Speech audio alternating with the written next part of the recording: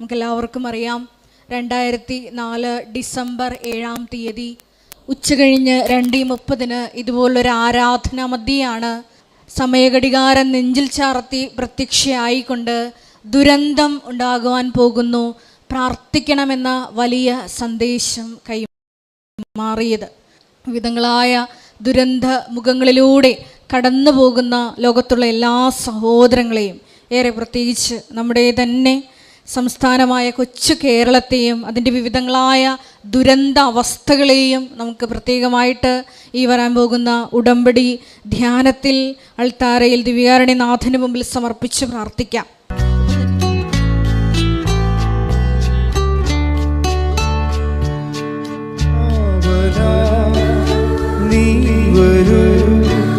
സ്നേഹമേ ദൈവമേ, ശാന്തിയാ സൗഖ്യമാ നീ വരൂ നായക, കാവലാ നീ വരൂ, സ്നേഹമേ ദൈവമേ, ശാന്തിയാ സൗഖ്യമാ നീ വരൂ നായക.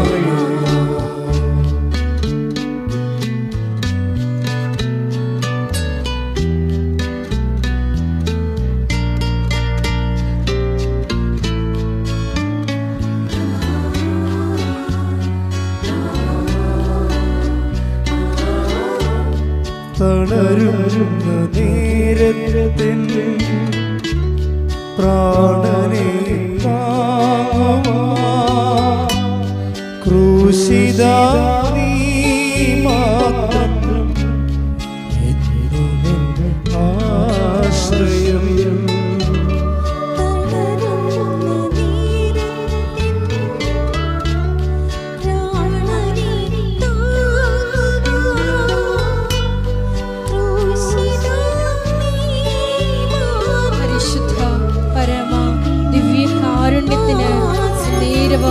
ആരാധനയും സ്തുതിയും പുകഴ്ചയും ഉണ്ടായിരിക്കട്ടെ.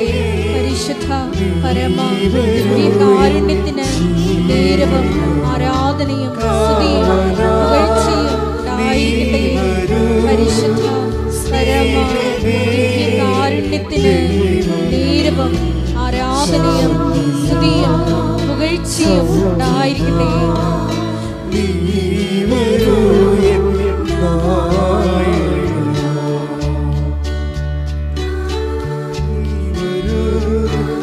സ്നേഹമേ ദൈവമേ, ശാന്തിയാ സൗഖ്യമാ നീ വരൂ നായക.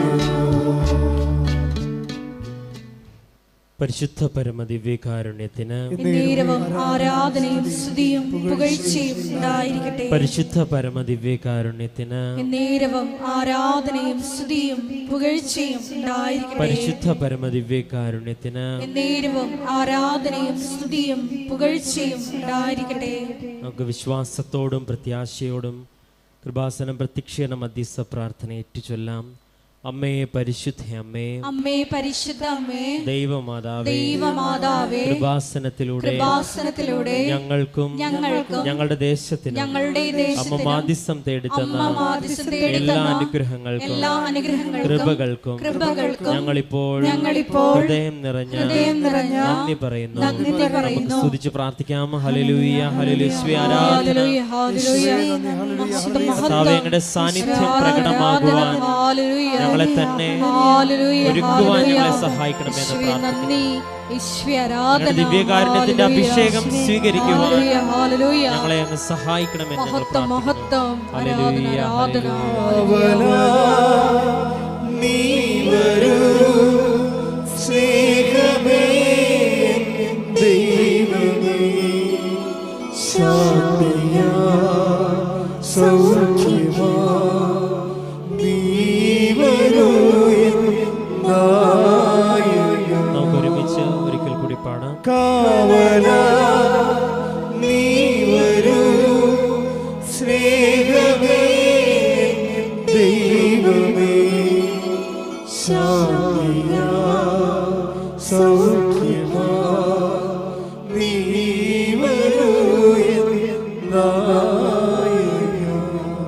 പരിശുദ്ധ പരമദിവ്യകാരുണ്യത്തിന് നേരവും ആരാധനയും സ്തുതിയും പുകഴ്ചയും ഉണ്ടായിരിക്കട്ടെ. പരിശുദ്ധ പരമദിവ്യകാരുണ്യത്തിന് നേരവും ആരാധനയും സ്തുതിയും പുകഴ്ചയും ഉണ്ടായിരിക്കട്ടെ. പരിശുദ്ധ പരമദിവ്യകാരുണ്യത്തിന് നേരവും ആരാധനയും സ്തുതിയും പുകഴ്ചയും ഉണ്ടായിരിക്കട്ടെ. അമ്മേ പരിശുദ്ധ അമ്മേ, അമ്മേ പരിശുദ്ധ അമ്മേ, ദൈവമാതാവേ, ദൈവമാതാവേ, 2004 ഡിസംബർ 7-ാം തീയതി ഉച്ച കഴിഞ്ഞ് 2:30 കൃപാസനത്തിൽ സംഭവിച്ച അമ്മയുടെ പ്രത്യക്ഷപ്പെടലിനെ കുറിച്ച് തിരുസഭയ്ക്ക് സമർപ്പിച്ചിരിക്കുന്ന പഠനരേഖകളുടെ മേൽ വസ്തുനിഷ്ഠവും ദൈവശാസ്ത്ര വിധിപ്രകാരമുള്ളതുമായ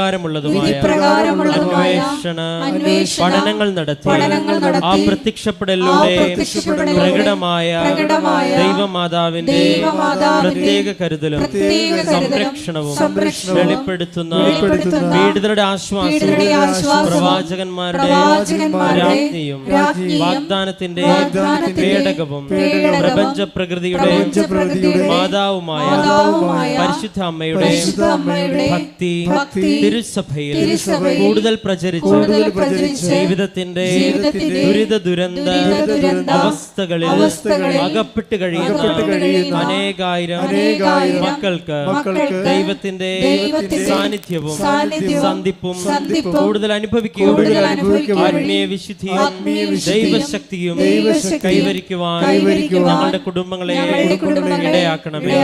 നമുക്ക് സ്തുതിച്ച് പ്രാർത്ഥിക്കാം. ഹല്ലേലൂയ യേശുവേ,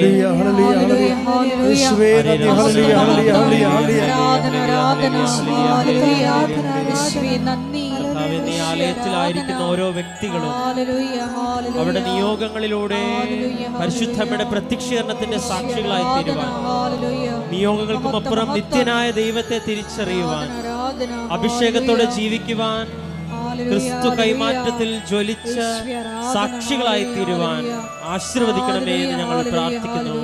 ഹല്ലേലൂയ.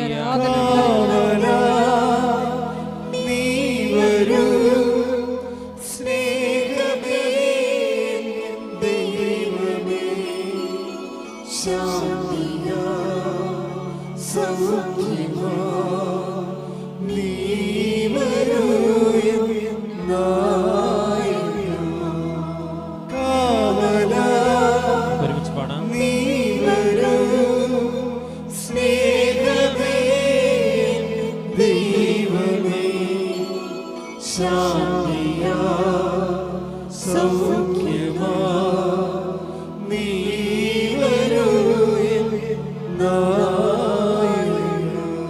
പരിശുദ്ധ പരമദിവ്യകാരുണ്യത്തിന് നേരവും ആരാധനയും സ്തുതിയും പുകഴ്ചയും ഉണ്ടായിരിക്കട്ടെ. പരിശുദ്ധ പരമദിവ്യകാരുണ്യത്തിന് നേരവും ആരാധനയും സ്തുതിയും പുകഴ്ചയും ഉണ്ടായിരിക്കട്ടെ. പരിശുദ്ധ പരമദിവ്യകാരുണ്യത്തിന് നേരവും ആരാധനയും സ്തുതിയും പുകഴ്ചയും.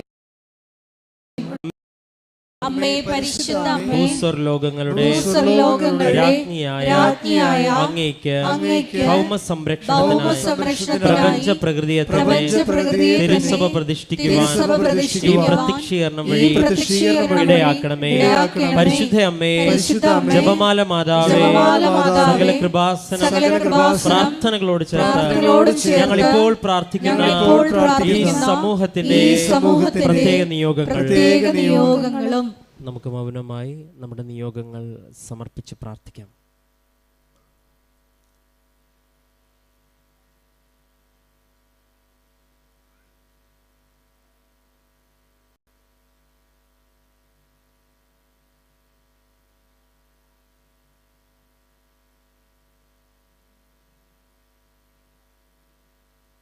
അമ്മയുടെ പ്രത്യക്ഷീകരണത്തിന്റെ ഈ അനുഗ്രഹവേളയിൽ ഞങ്ങൾക്ക് സാധിച്ചു തരുവാൻ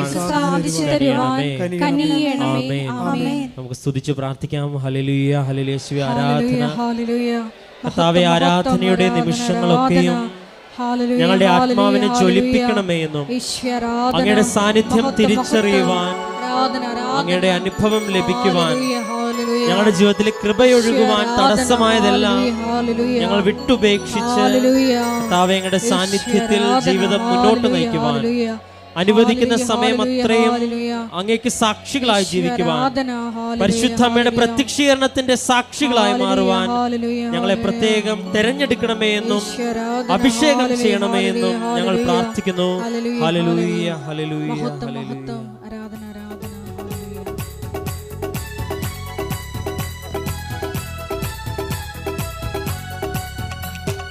അസാധ്യമായി എനിക്കൊന്നുമില്ല, എന്നെ ശക്തനാക്കുന്നവൻ മുഖാന്തരം.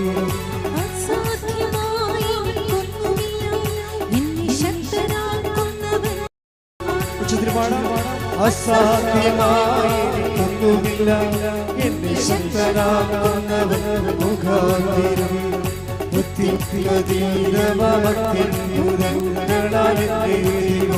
എന്നെ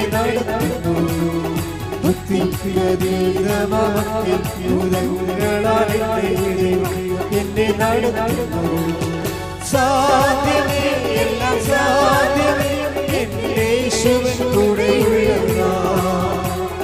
സാധ്യമേ, എല്ലാം സാധ്യമേ, എന്റെ യേശുവിൻ കൂടെയുള്ള.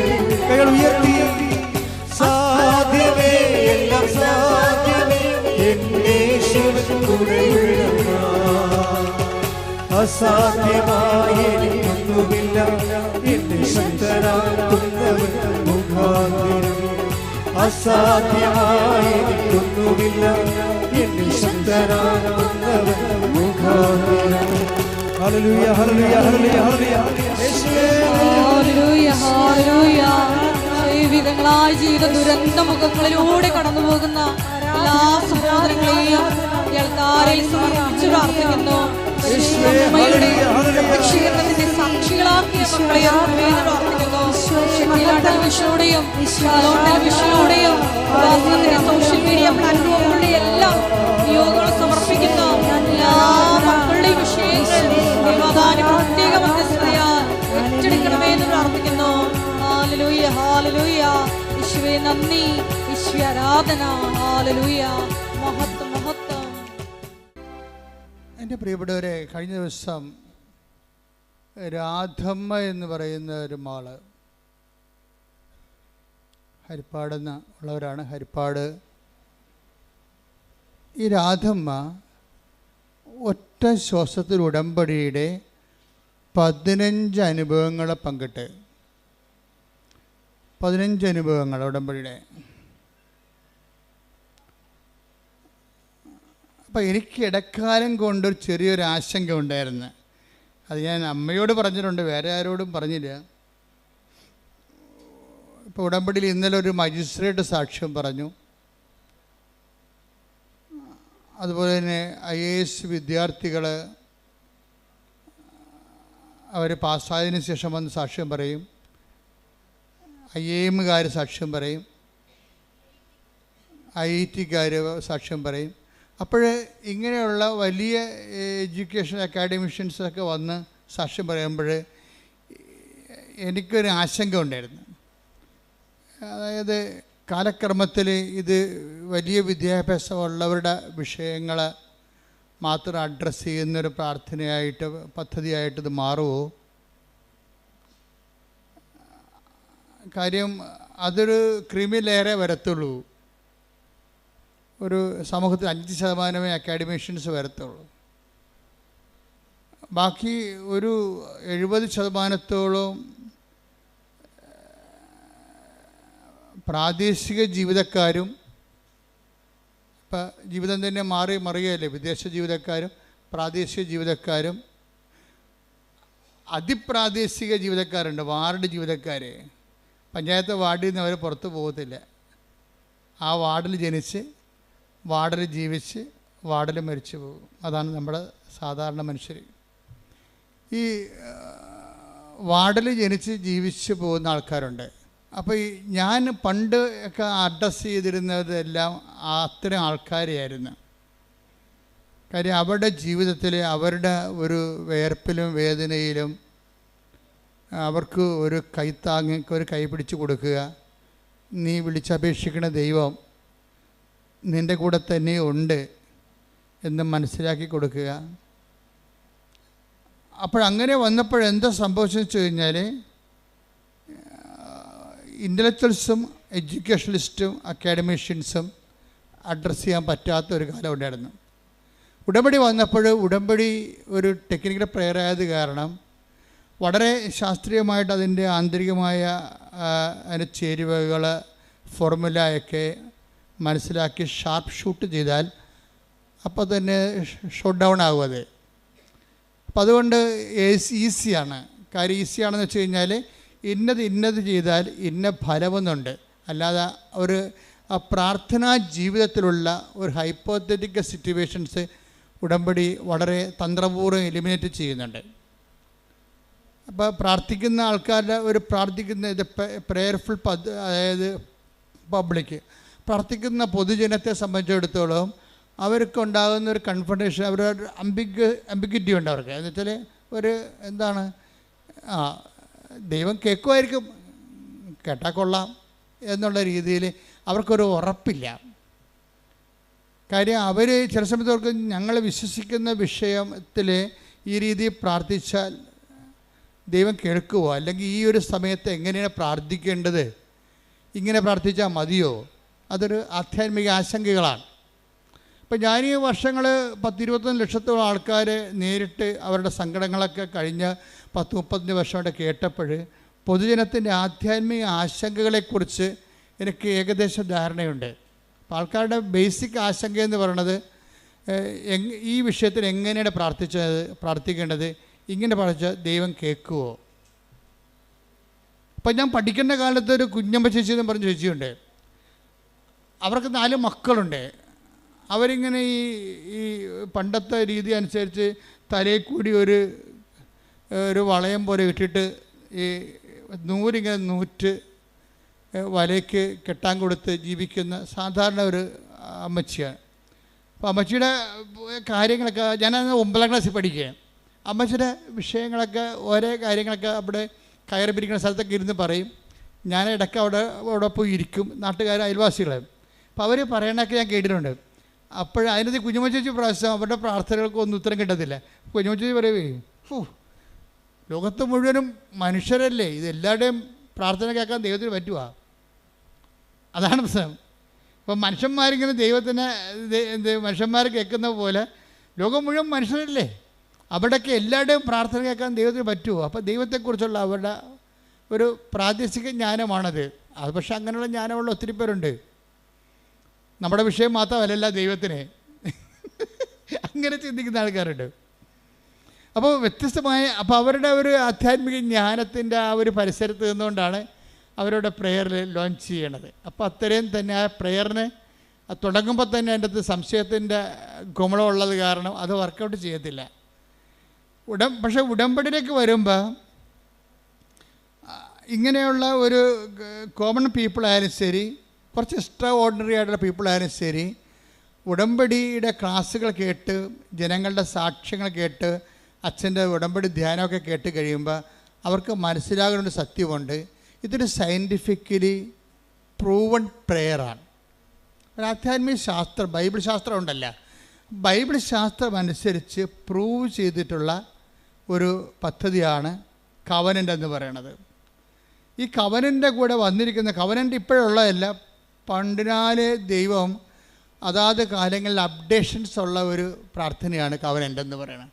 അപ്പോൾ കവനൻ്റെ ഒരു ഹിസ്റ്ററി ഓഫ് കവനൻ്റ് അല്ലെങ്കിൽ ഇവോൾവിങ് ഒരു പരിണാമം, കവനൻ്റ് ഉടമ്പടി ദൈവശാസ്ത്രത്തിൻ്റെ പരിണാമങ്ങളിലേക്ക് പോയി കഴിഞ്ഞാൽ നമുക്ക് മനസ്സിലാകും ഇതിന് ഘട്ടം ഘട്ടമായി കാലത്തിനൊപ്പം അപ്ഗ്രഡേഷൻ സംഭവിച്ചിട്ടുള്ളതാണ് ഉടമ്പടിയിൽ.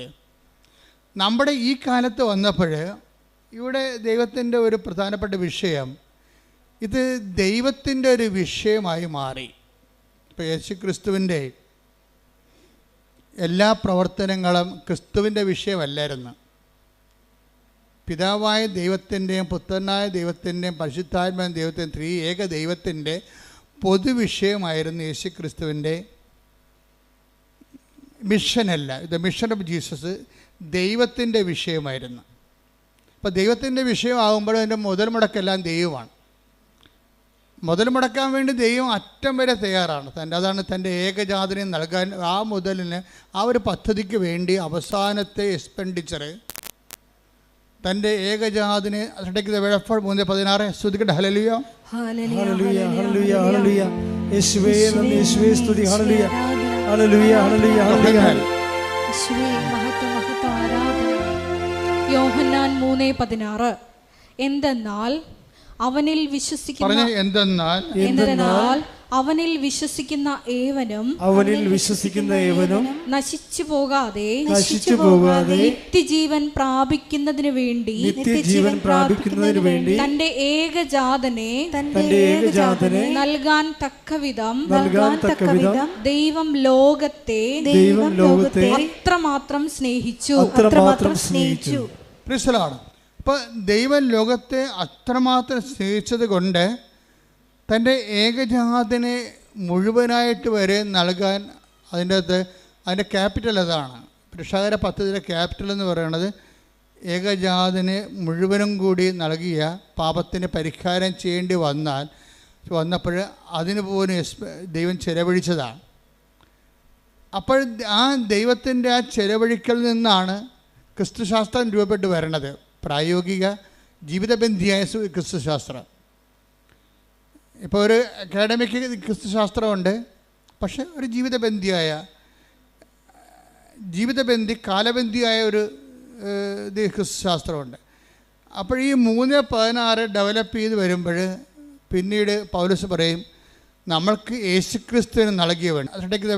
ശ്രുതിക്കട്ടെ. ഹല്ലേലൂയ ഹല്ലേലൂയ ഹല്ലേലൂയ ഹല്ലേലൂയ. റോമ 8:32 സ്വപുത്രനെ പോലും ഒഴിവാക്കാതെ ഒഴിവാക്കാതെ നമുക്കെല്ലാവർക്കും വേണ്ടി അവനെ ഏൽപ്പിച്ചു തന്നവൻ അവനോട് കൂടെ സമസ്തവും നമുക്ക് ദാനമായി നൽകാതിരിക്കുമോ? അവിടെ അതിൻ്റെ ഒത്തിരി വാക്കുകൾ ദൈവത്തിൻ്റെ തനത് മൈൻഡ് വെളിപ്പെടുത്തുന്നുണ്ട്. അതായത് ഈ റോമ 8:32 യോഹന്നാൻ 3:16 തമ്മിൽ ലിങ്ക് ആയിരിക്കണം. എന്താണ് 3:16 എന്താ പറയണത്? തൻ്റെ ഏകജാതനെ നൽകാൻ തക്കവിധം ദൈവം അത്രമാത്രം നമ്മളെ ലോകത്തെ സ്നേഹിച്ചു. അപ്പൊ ഈ എന്തുകൊണ്ടാണ് ദാനമായിരിക്കണം മനസ്സിലാക്കണം. ഉടമ്പടി വർക്ക് ചെയ്യണത് നോട്ട് ബൈ മെറിറ്റിലാണ്, പിന്നെന്താണ്? But by grace. അപ്പം മനുഷ്യൻ്റെ ജീവിതത്തിൻ്റെ എല്ലാ വിഷയങ്ങളിലും ഇപ്പം നിങ്ങൾക്കൊരു സ്റ്റാൻഡേർഡ് ഉണ്ടാകുമല്ലോ അല്ലേ? നിങ്ങളുടെ ഒരു വാല്യൂ അല്ലെങ്കിൽ നിങ്ങളുടെ ഒരു കഴിവ്. പക്ഷേ നമ്മുടെ കഴിവും നമ്മുടെ ജീവിതവും തമ്മിൽ ഒരു കാലത്തും പൊരുത്തപ്പെടത്തില്ല. എന്താ കാര്യം? നമ്മളുടെ ജീവിതത്തിൻ്റെ വെല്ലുവിളി നമ്മുടെ കഴിവിനേക്കാൾ എപ്പോഴും മുകളിലായിരിക്കും. അതെപ്പോഴും അങ്ങനെയുണ്ട്. ലൈഫ് സെറ്റിൽ ചെയ്തിരിക്കുന്നതും ലൈഫ് ഇവോൾവ് ചെയ്തിരിക്കുന്നതും ജീവിതം ആയിത്തീർന്നിരിക്കുന്നതായിട്ടുള്ള അവസ്ഥ എന്ന് വെച്ച് കഴിഞ്ഞാൽ എപ്പോഴും നമ്മുടെ കഴിവിനേക്കാളും ഉപരിയായിരിക്കും നമ്മൾക്ക് കൈകാര്യം ചെയ്യേണ്ട വിഷയം. കഴിഞ്ഞ ദിവസത്തിൽ ഒരു മജിസ്ട്രേറ്റിൻ്റെ സാക്ഷ്യം എന്താ അറിയാമോ? മജിസ്ട്രേറ്റ് വക്കീലാണ്, പ്രാക്ടീസിങ് വക്കീലാണ്. ഈ ബാരിസ്റ്ററെ ശരിക്കും അവർക്ക് ഇപ്പോൾ ഒരു മജിസ്ട്രേറ്റിൻ്റെ എക്സാം വന്നു. അപ്പോൾ ഹൈക്കോടതിയുടെ എക്സാം ശരിക്കും വളരെ പാടുള്ളതാണ്. അവർ പറഞ്ഞ സങ്കീർണമാണ്. പല സെക്ഷൻസ് ഉണ്ട്. ആ പരീക്ഷകളെല്ലാം എഴുതിയിട്ടാണ് പിന്നീട് അവർ മജിസ്ട്രേറ്റായിട്ട് അവർ ജയിച്ചാൽ മാത്രമേ മജിസ്ട്രേറ്റിലേക്ക് പിന്നെ അവർക്ക് പരിശീലനത്തിന് പോകാൻ പറ്റത്തുള്ളൂ. പക്ഷേ എന്താ പ്രശ്നം? ഇവർക്കൊരു കോൺഫിഡൻസ് ഉണ്ട്. എപ്പോഴും നമ്മൾ ശ്രദ്ധിക്കേണ്ടത് ഈ കോൺഫിഡൻസ് ആണ് ഫസ്റ്റായിട്ട്. നമ്മൾ ദൈവത്തിൻ്റെ സന്നിധാനത്തിൽ വരുമ്പോൾ ആദ്യത്തെ ബോംബിംഗ് ഏരിയ എന്ന് പറയണത്, അല്ലെങ്കിൽ മിലിറ്ററി ടാർഗറ്റ് പൊസിഷൻ. ഇപ്പം മിലിറ്ററി പൊസിഷൻ എന്ന് പറയത്തില്ലേ? ബോംബ് ചെയ്യുന്ന വിമാനങ്ങൾക്കൊരു പൊസിഷൻ ഉണ്ടാകും. ഇപ്പം നമ്മൾ ദൈവദർശനം വരുമ്പോൾ ഈ പൊസിഷൻ ടാർഗറ്റഡായിട്ട് വരുന്നത് എപ്പോഴും കോൺഫിഡൻസാണ്. നിങ്ങളുടെ കോൺഫിഡൻസ് തരുന്ന കുറേ കാര്യങ്ങളുണ്ട്. നിങ്ങളുടെ ഈ കോൺഫിഡൻസ് എന്ന് പറയുന്നതാണ് നിങ്ങൾ. പക്ഷെ ആ നിങ്ങൾക്ക് ഇപ്പോൾ നിങ്ങളുടെ അതിജീവനത്തിന് നിങ്ങളുടെ മുമ്പിൽ വന്നിരിക്കുന്ന വെല്ലുവിളിയെ തരണം ചെയ്യാനുള്ള കഴിവുണ്ടാകത്തില്ല. മനസ്സിലായില്ലേ? അപ്പോൾ ഇത് നിങ്ങളുടെ കോൺഫിഡൻസ് പൊളിച്ച് പണിയേണ്ടി വരും. ഇപ്പം തന്നെ ഈ റോഡ് ചെയ്യണവർ ഇപ്പം നല്ല റോഡിൽ വണ്ടി പോകുന്നുണ്ട്, പക്ഷേ റോഡ് അവർ പൊളിക്കുകയാണ്. മൊത്തം പൊളിച്ചിട്ട് അതെല്ലാം വീണ്ടും അതെല്ലാം പൊടിച്ച് റീകോൺക്രീറ്റ് ചെയ്യുകയാണ്. എന്താ കാര്യം? അവർക്ക് ഗ്യാരണ്ടി ഉണ്ട്, അടുത്ത ഒരു 50 കൊല്ലത്തേക്ക് തലമുറകളെ കോടിക്കണക്കിന് വാഹനം ഓടേണ്ടതാണ്. അതനുസരിച്ച് ഈ റോഡ് അതിന് പറ്റത്തില്ല, അതുകൊണ്ട് അവർ പൊളിക്കുകയാണ്. ദൈവം ചെയ്യേണ്ടത് ഏതാണ്ട് ഇതേ പരിപാടിയാണ്. നിങ്ങളുടെ കോൺഫിഡൻസ് ആദ്യം പൊളിക്കും. കോൺഫിഡൻസിൻ്റെ ഓരോ ഏജൻറ്റ് നോക്കിയാൽ മതി, പണി വരാൻ പോണത് എവിടെയാണെന്നൊക്കെ അറിയാൻ പറ്റും. ഒന്നെങ്കിൽ നമ്മുടെ ആരോഗ്യമായിരിക്കും.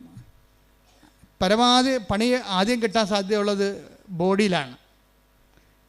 ബോഡി എപ്പോഴും നിങ്ങൾ ശ്രദ്ധിച്ച് പ്രാർത്ഥനാപരമാക്കുകയാണ്.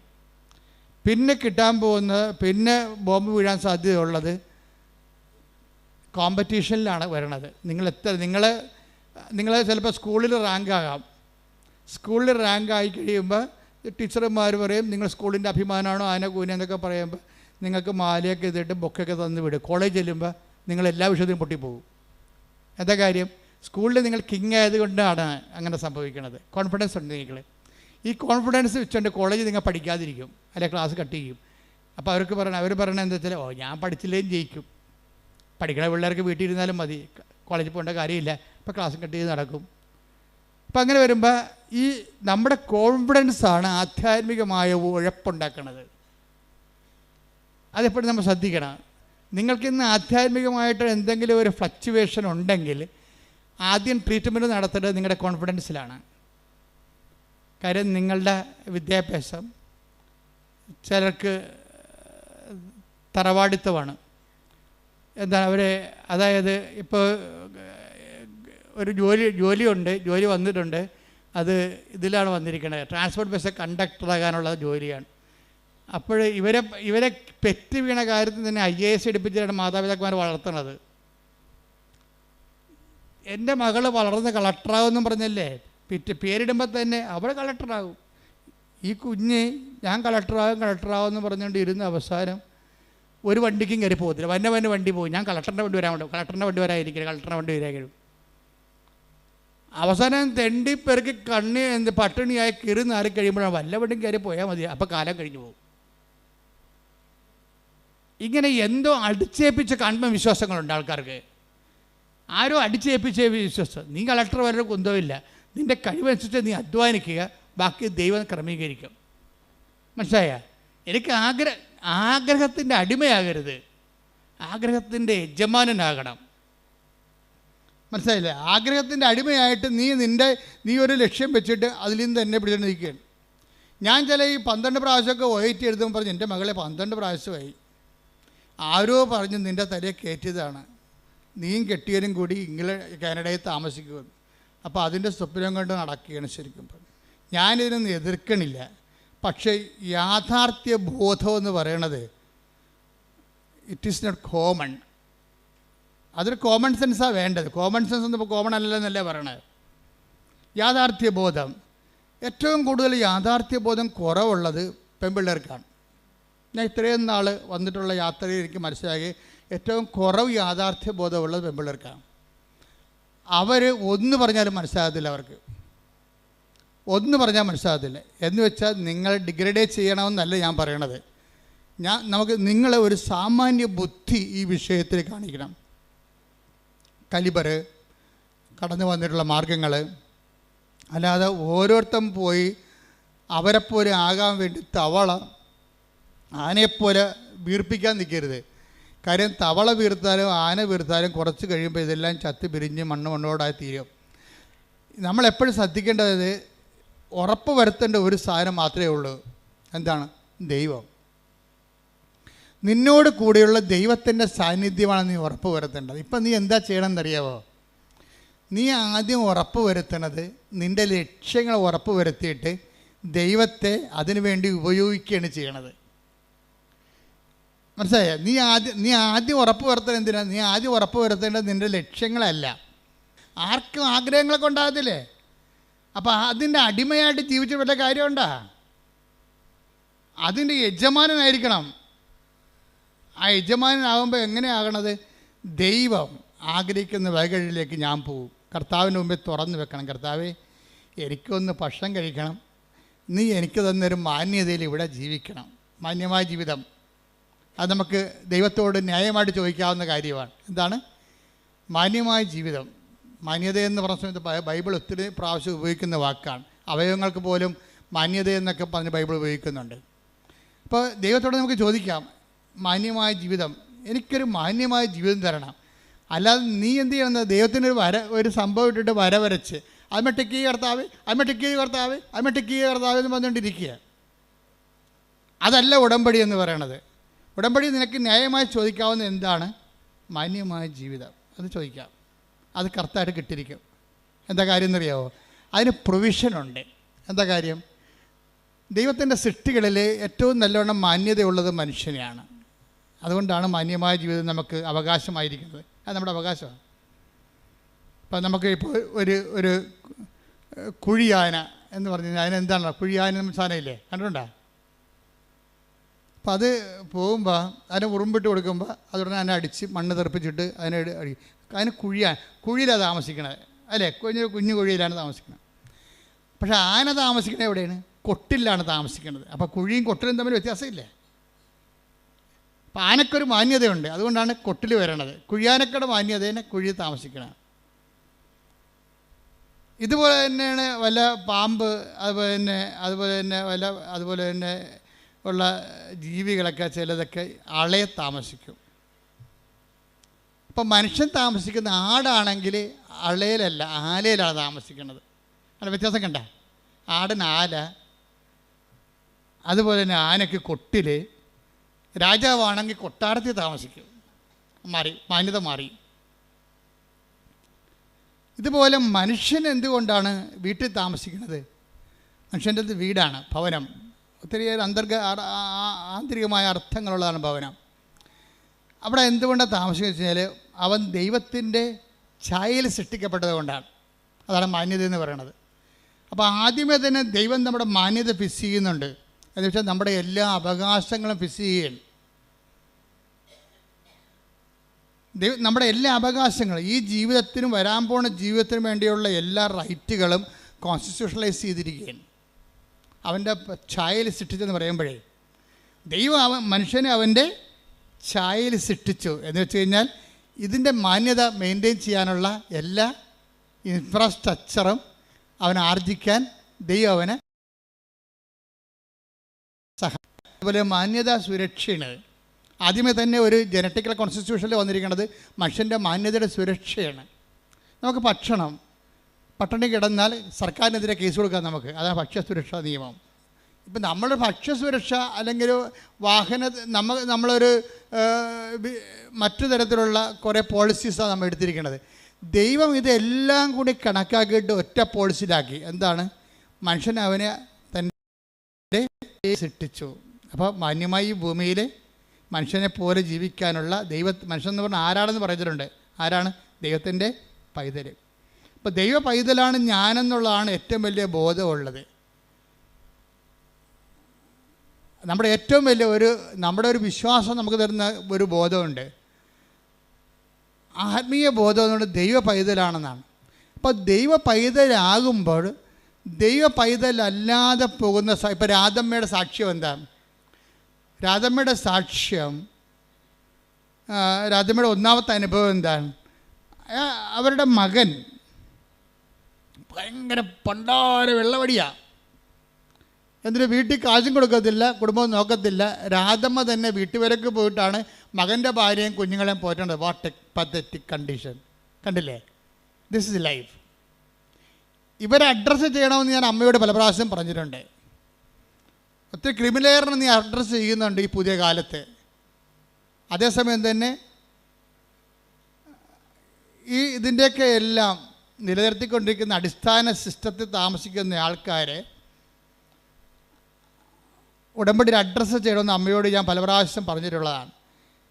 കാര്യം സങ്കടക്കാർ വരുമ്പോഴേ, ഇപ്പം ഞാൻ ചിലർ പറയും 65 വയസ്സെന്ന് പറയും നിങ്ങൾ ഞങ്ങളെ കൊണ്ട് ഉടമ്പടി എടുപ്പിക്കത്തില്ല. ചില 65 വയസ്സുകാർ എൻ്റെ അടുത്ത് വന്ന് സങ്കടം പറയും, അച്ഛന്മാരത്തും പറയും, എന്താ ഞങ്ങളെ കൊണ്ട് ഉടമ്പടി എടുപ്പിക്കാത്തത്, ഞങ്ങൾക്ക് ജീവിക്കേണ്ടതെന്നൊക്കെ ചോദിക്കും. എന്നോടൊന്ന് ചോദിക്കുമ്പോൾ പറയും, എൻ്റെ ചേച്ചമ്മേ നിങ്ങൾക്ക് ജീവിക്കണം, നിങ്ങൾക്ക് 67 വയസ്സുണ്ട്, നിങ്ങൾ നേരെ വന്ന് വെടിപ്പായിട്ട് മാതാവിൻ്റെ കണ്ണിട്ട് നോക്കിയിട്ട് കറഞ്ഞിട്ട് കാര്യം വന്നിട്ട് പോകും. നിങ്ങളെ ഇത്രയും ഉടമ്പടി പോലെ ആപത്തും ആരോഗ്യമൊക്കെ ഉള്ളവരാണ് ഉടമ്പടി എടുക്കുന്നത്. അത് എടുത്തിട്ട് ഉഴപ്പി പിന്നെയും വന്ന് പണി മേടിക്കേണ്ട കാര്യമില്ല. നിങ്ങൾക്കുള്ളത് അമ്മ വിളമ്പി വെച്ചിട്ടുണ്ട്. ചില ആൾക്കാർക്ക് അത് നോക്കുകയില്ലേ ഉള്ള മാതാവിൻ്റെ മുഖത്തിട്ട്. വിശ്വാസത്തോടെ ഒന്ന് നോക്കിയാൽ തന്നെ റെസ്പോണ്ടൻ്റാണ്. അപ്പം അതുകൊണ്ട് തന്നെ പക്ഷേ ഉടമ്പടി എടുക്കാൻ കഴിവുള്ളവൻ മാതാവിനെ നോക്കി പഠിപ്പിച്ചാൽ മാതാവ് ചിലപ്പോൾ ഇവിടുന്ന് ഒറ്റ നടക്ക് പോയില്ലെന്ന് വരും. കാര്യം അത് കാപട്യമാണ്. കഴിഞ്ഞ മീൻ പിടിക്കാനാണ്. നമുക്ക് മലയാളിക്ക് പണ്ട് മുതലേ രക്തത്തിലുള്ള കുറേ സാധനമുണ്ട്. എന്താണ്? കണ്ടവനെ കൊണ്ട് പണിയെടുപ്പിക്കുന്ന കുറേ സാധനങ്ങളുണ്ട്. ഇതിനെ നമ്മൾ ആദ്യം ചികിത്സിക്കേണ്ടി വരും.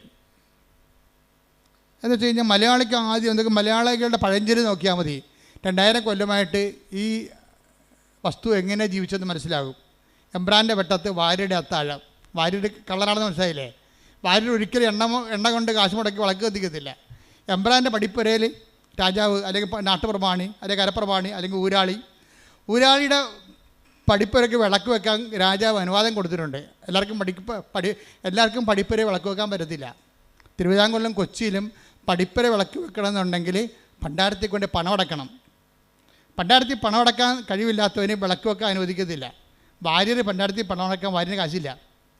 അപ്പോൾ ഊരാളെങ്കിൽ ചെന്നിട്ട് എന്ത് ചെയ്യും? അവിടുത്തെ വിളക്ക് പടിപ്പുര തെക്കുമ്പോൾ വീട്ടിൽ അത്താഴം എടുത്തുകൊണ്ട് ഭാര്യർ ഊരാളെങ്കിൽ ചെല്ലും. അവിടെ ചെന്നിട്ട് അവിടെ വെട്ടത്തിരുന്നുകൊണ്ട് ഭക്ഷണം കഴിക്കും. അത് ഭാര്യർ പോകും. അതാണ് എംബ്രാൻ്റെ വെട്ടത്ത് ഭാര്യയുടെ അത്താഴം.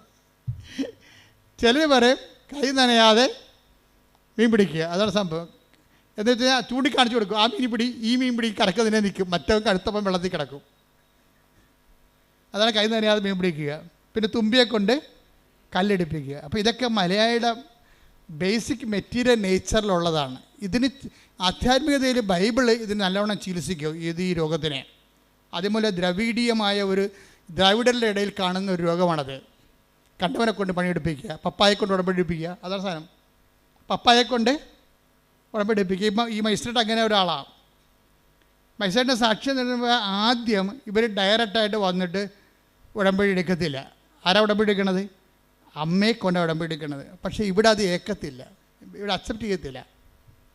കാര്യം മലയാളിയുടെ 2000 കൊല്ലത്തെ മനസ്സുമൊക്കെ അമ്മയ്ക്ക് അറിയാവുന്ന കാരണം അമ്മ പറയും ഓടരുത് അമ്മാവ ആളറിയുന്ന സംഭവം. അതുകൊണ്ട് മൈസേഡൻ്റെ കാര്യങ്ങളൊന്നും നടക്കത്തില്ല. പക്ഷെ അമ്മ മാതാവിൻ്റെ മുമ്പിൽ ഇത്തിരി വില നിലയുള്ള ആളാണ്. കാര്യം അവർക്ക് നല്ല ഇൻവെസ്റ്റ്മെൻറ്റ് ഉള്ള ആളാണ്. അപ്പോൾ മൈസേഡന് പരീക്ഷയ്ക്ക് പോകാൻ നേരത്ത് ടാനിയ പറയും, അമ്മേ ഞാൻ പരീക്ഷയ്ക്ക് പോകണില്ല, കാര്യം എനിക്ക് നല്ല മൈഗ്രെയിനാണ്, തല പൊട്ടാണ്, തല പൊടിയാണ്, എൻ്റെ ബോധം പോകണമെന്ന് പറയും. അപ്പോൾ അമ്മ പറയും, നീ പരീക്ഷയ്ക്ക് പോകും മകളെ, എന്താ കാര്യം? ഞാൻ കൃപാസനത്തിൻ്റെ ഒരു കാശിരുവ നിനക്ക് തരാം, നീ നെറ്റിക്കൊട്ടിച്ച് വെക്ക്, 10 മിനിറ്റ് നമുക്ക് വെയിറ്റ് ചെയ്യാം, മാതാവ് നിൻ്റെ തലവേദന എടുത്ത് മാറ്റും, നീ പരീക്ഷയ്ക്ക് പോകുന്നു. അപ്പോൾ ഇവള് കിടക്കുകയാണ്, ഇങ്ങനെ ഉരുണ്ട് വട്ടത്തിൽ കിടക്കുകയാണ്, തലപെരുത്ത് വേദനയായിട്ട് കിടക്കുകയാണ്, ഒന്നും ഓർക്കണില്ല, കണ്ണ് കാണാൻ പാടില്ല, തലവേദന എടുത്തിട്ടേ കണ്ണ് കാണാൻ പാടില്ല, ഒന്നും അക്ഷരം നോക്കിയിട്ട് തെളിഞ്ഞ് വരണില്ല, എല്ലാം ഇങ്ങനെ ബ്ലറടിച്ചിരിക്കുകയാണ്. അപ്പോൾ ഇവള് എന്ത് അഡ്വക്കേറ്റ് ആയാലും അമ്മമാർക്ക് ഒരു കഴിവില്ലേ, എത്ര വലിയ ആൾക്കാരായാലും അമ്മ എപ്പോഴും അമ്മമാർ, ഞാൻ പറഞ്ഞ ഒന്നെങ്കിലും നിങ്ങളെ പ്രസവിക്കാൻ പോകരുത്, അതൊരു ദൈവികമായ ഏർപ്പാടാണ്. പ്രസവിക്കാൻ പോയാൽ നിങ്ങൾ ഉടനെ അമ്മയാകും. അമ്മയായാൽ നെക്സ്റ്റ് ഗോഡാണ്, ദൈവത്തിൻ്റെ അടുത്ത് നിൽക്കുന്ന ആളാണ്. അമ്മ എന്തെങ്കിലും മക്കൾക്ക് വേണ്ടി ദൈവത്തോട് പറഞ്ഞാൽ ദൈവം അപ്പം ഒപ്പിടും. എന്താ കാര്യം? അവർക്ക് കൊച്ചിനെ കൊടുത്തപ്പോൾ തന്നെ കൊച്ചിനെ ജീവിപ്പിക്കാനുള്ള അധികാരവും അവകാശവും അവർക്ക് ദൈവം എഴുതി കൊടുത്തിട്ടുണ്ട്. പക്ഷേ അവർ അമ്മയായിട്ട് ജീവിക്കണം. അല്ല വയറ്റിട്ട് അതിനെ കൊല്ലാൻ പോയി കഴിഞ്ഞാൽ ദൈവത്തിന് അറിയാം, നീ അമ്മയല്ല, കൊലപാതകയാണ്, 2 കുഞ്ഞുങ്ങളെ കൊന്ന ആളാണ്, ഈ അഭ്യാസം കൊണ്ട് എൻ്റെ അടുത്ത് വരരുത്, പഴയകാലം ഓർക്കണം.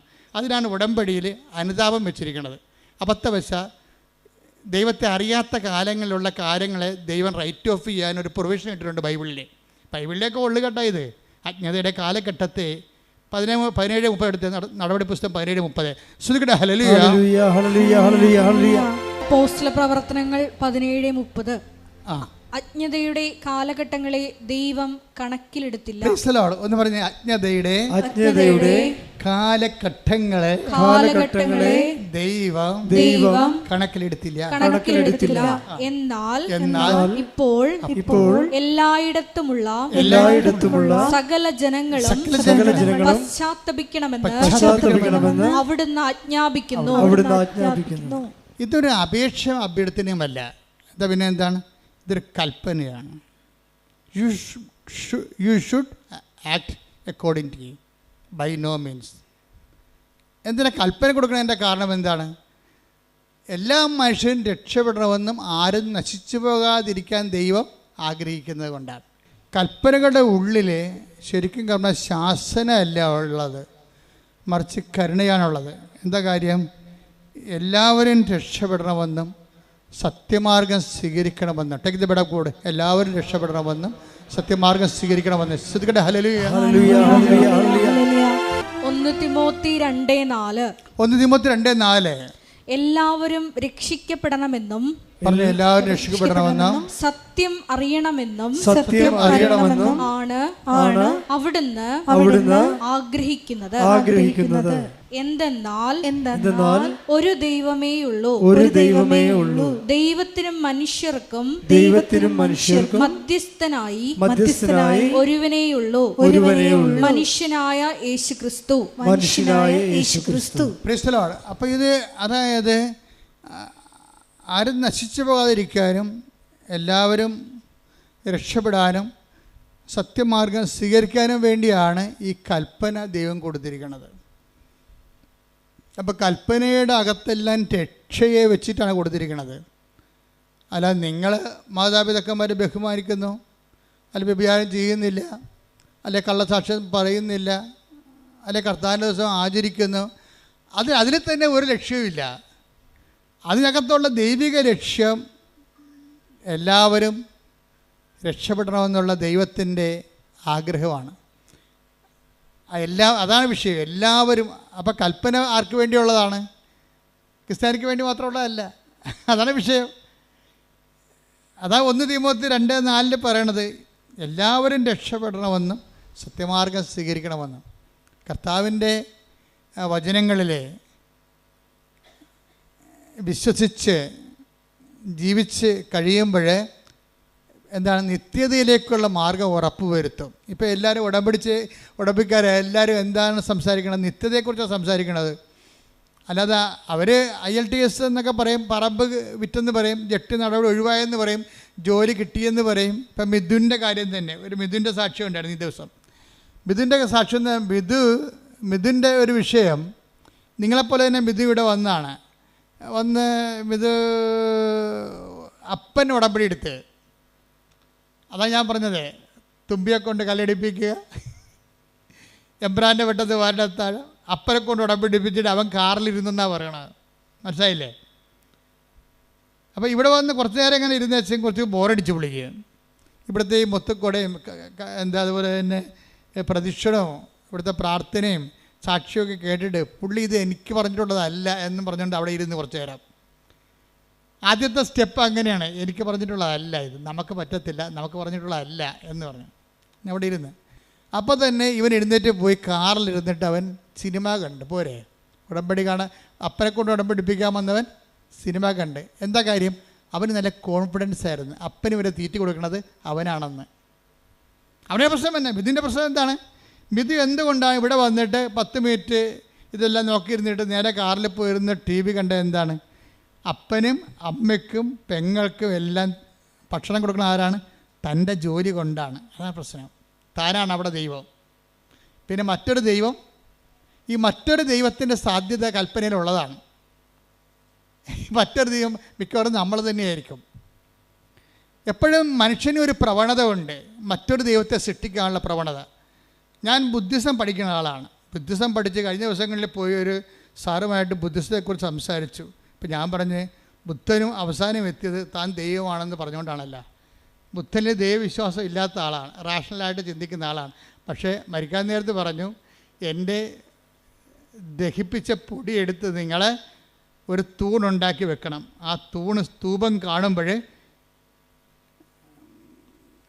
നിർവ്വാണത്തെക്കുറിച്ച് ആഗ്രഹിക്കുന്ന എല്ലാവരും ആനന്ദമുണ്ടാകും. അതാണ് അല്ലയോ ആനന്ദം എന്ന് പറഞ്ഞു തുടങ്ങുന്ന അപ്പം മനുഷ്യനെ അന്വേഷിച്ച് അവസാനം എത്തണം എവിടെയാണ്? അവനാണ് ദൈവം എന്നാണ്. അതാണ് അഹംബ്രഹ്മാസി, ഞാനാണ് ദൈവം. പോരെ? മനുഷ്യന് മറ്റൊരു ദൈവത്തെ സൃഷ്ടിക്കാനുള്ള ഒരു മാനുഷിക പ്രവണത എന്നും ഉണ്ടാകും. ഇതിനെ അഡ്രസ്സ് ചെയ്തുകൊണ്ടാണ് ബൈബിൾ കൽപ്പന ഇറക്കിയിരിക്കുന്നത്. കാര്യം എന്താണ്? നീ തന്നെ ദൈവമാണെങ്കിൽ പിന്നെ യാത്ര അവസാനിപ്പിക്കാവില്ല, നിത്യത അവസാനിപ്പിക്കാവില്ല.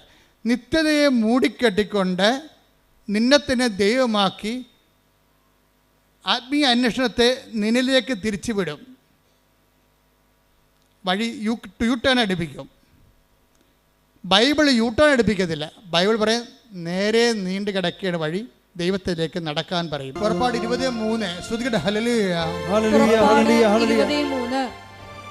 ഞാനല്ലാതെ വേറെ ദേവന്മാർ നിനക്കുണ്ടാകരുത്. Praise the Lord. അപ്പം മിഥുനിലെ ഒരു മറ്റൊരു ദൈവം രൂപപ്പെട്ട് വരികയാണ്. അവൻ്റെ വിദ്യാഭ്യാസം, അവൻ്റെ ജോലി, അവൻ്റെ ശമ്പളം ഇവനെ മറ്റൊരു ദൈവമായിട്ട് മാറ്റും. This is our confidence. ഈ കോൺഫിഡൻസ് എപ്പോഴും ഒരു മിലിറ്ററി പൊസിഷനായിരിക്കും. ടാർഗറ്റ് ചെയ്യാൻ സാധ്യതയുള്ള സ്ഥലം, മിലിറ്ററി ടാർഗറ്റ് സ്ഥലമാണത്. അത് ഞാൻ ആദ്യം ടാർഗറ്റിനെ കുറിച്ച് പറഞ്ഞത്. നമ്മുടെ കോൺഫിഡൻസ് എവിടെയോ അവിടെയായിരിക്കും ബോംബ് വീഴാൻ സാധ്യത. ക്രിസ്തു എന്താ പറഞ്ഞത്? നിൻ്റെ ഹൃദയം എവിടെയോ അവിടെയായിരിക്കും നിൻ്റെ നിക്ഷേപം. ഇതുപോലെ തന്നെ അതിൻ്റെ പാരലൽ, അതിൻ്റെ വ്യാഖ്യാനമാണ് നിൻ്റെ ആത്മവിശ്വാസം എവിടെയോ അവിടെയായിരിക്കും നിൻ്റെ ആത്മനാശം. ശ്രുതികട ഹല്ലേലൂയ. ക്രിസ്തുവിനെ മാത്രം ലക്ഷ്യം വെച്ച് മുന്നേറുവാൻ ഈ ആരാധനയിലൂടെ ഞങ്ങളെ അഭിഷേകം ചെയ്യണം. ഹല്ലേലൂയ. മഹത്വം മഹത്വം. തളരല്ലേ നെഞ്ചൊന്നു നീരിടല്ലേ, നിന്നെ കാണാൻ നിന്നെ കേൾക്കാൻ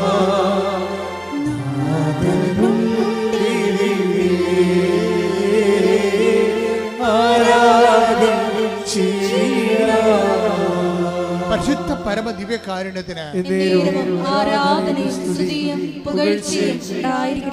അപ്പം എനിക്ക് ഈ ദൈവത്തിന് ആവശ്യമില്ല. വീട്ടിൽ അപ്പന് വരെ ചിലവ് കൊടുക്കുന്ന ദൈവം ഞാനാണ്. മനസ്സിലായത്? അതാണ് വിഷയം. അപ്പം ഈ വേറെ ദൈവത്തെ ആത്മവിശ്വാസത്തിൻ്റെ ഒരു പ്രശ്നം എന്താ? ആത്മവിശ്വാസത്തിൻ്റെ പ്രശ്നം വേറെ ദൈവത്തെ സൃഷ്ടിച്ചുകൊണ്ടിരിക്കും. ഇത് ജഡിക മനുഷ്യൻ്റെ ഒരു സ്വാഭാവിക ജൈവ പ്രവണതയാണ്. ഈ ആത്മവിശ്വാസം വേറെ ദൈവത്തെ സൃഷ്ടിച്ചുകൊണ്ടിരിക്കുക. വേറെ ദൈവത്തെ സൃഷ്ടിച്ചുകൊണ്ടിരിക്കണത് തന്നെയല്ല, അത് ചില സമയത്ത് നീ തന്നെയായിരിക്കും ആ ദൈവം, അല്ലെങ്കിൽ നിൻ്റെ പ്രൊഫസറായിരിക്കും നിൻ്റെ ദൈവം. കാര്യം ഈ മനുഷ്യന്മാർക്ക് എപ്പോഴും ആരാധന വാസന ഉള്ളതാണ്. ആരാധന വാസന, ഈ ആരാധന വാസന ദൈവം മനുഷ്യരിൽ വെച്ച് കൊടുത്തിരിക്കണത് എന്തുകൊണ്ടാണ്? അതൊരു ആരാധന വാസന ഒരു ജന്മവാസനയാണ്. വാസനയല്ലേ അത്? ഇൻസ്റ്റിങ്ക്റ്റ് അല്ലേ? ആരാധന വാസനയാണ്, ഇൻസ്റ്റിങ്ക്റ്റാണ്. ഇപ്പം ഇപ്പോൾ ഇവിടെ ഒരു പുഴയാണ്. നമ്മൾ 1 കിലോമീറ്റർ അകലെ ഒരു പുഴയുമില്ല, അവിടെയെങ്കിലും വെള്ളവുമില്ല. ഒരു ആമയെ പിടിച്ചിട്ട് കിഴക്കോട്ട് തിരിച്ച് വെച്ച് നോക്കിയേ, അത് അപ്പം തന്നെ പടിഞ്ഞോട്ട് തിരിഞ്ഞിട്ട് ഈ പുഴയിലേക്ക് നടക്കും. അതാണ് വാസന എന്ന് പറയണത്. ഇപ്പം ഇവിടെ ഒരു പുഴ കിടക്കുകയാണ്. കിഴക്ക് വശത്ത് നമ്മുടെ ആനയെ ഒരു കിലോമീറ്റർ അകലെ ഒരു ആമയെ പിടിച്ചിട്ട് കിഴക്കോട്ട് നോക്കിച്ച് വെക്കും അത്. അപ്പോൾ എന്ത് ചെയ്യും? ആമ ഓട്ടോമാറ്റിക്കായിട്ട് പടിഞ്ഞോട്ട് തിരിയും. വെള്ളമുള്ള സ്ഥലത്തേക്ക് തിരിയാനുള്ള ഒരു വാസനയുണ്ട്. അപ്പോൾ ആരാധിക്കാനുള്ള വാസന വെള്ളമുള്ളിലേക്ക് തിരിയാനും ദൈവമുള്ളിടത്തേക്ക് തിരിയാനുള്ള ഒരു ദൈവവാസനയാണത്. പക്ഷേ ഈ ദൈവവാസന ഡൈവേർട്ട് ചെയ്യപ്പെട്ട് കഴിഞ്ഞാൽ വേറെ ദൈവങ്ങൾ ഉത്ഭവിപ്പിക്കാൻ തുടങ്ങും. ചിലപ്പോൾ നിൻ്റെ കെമിസ്ട്രി പ്രൊഫസറൊക്കെ നിൻ്റെ ദൈവം, എന്താ കാര്യം? നീ ഒരു മനുഷ്യനെ ആഗ്രഹിക്കുന്ന എല്ലാ ക്വാളിറ്റിയും അവനിലുണ്ട്. നിൻ്റെ ആരാധന വാസനയുടെ വില്ലൻ നിൻ്റെ വീട്ടിലായിരിക്കും. എന്താ കാര്യം?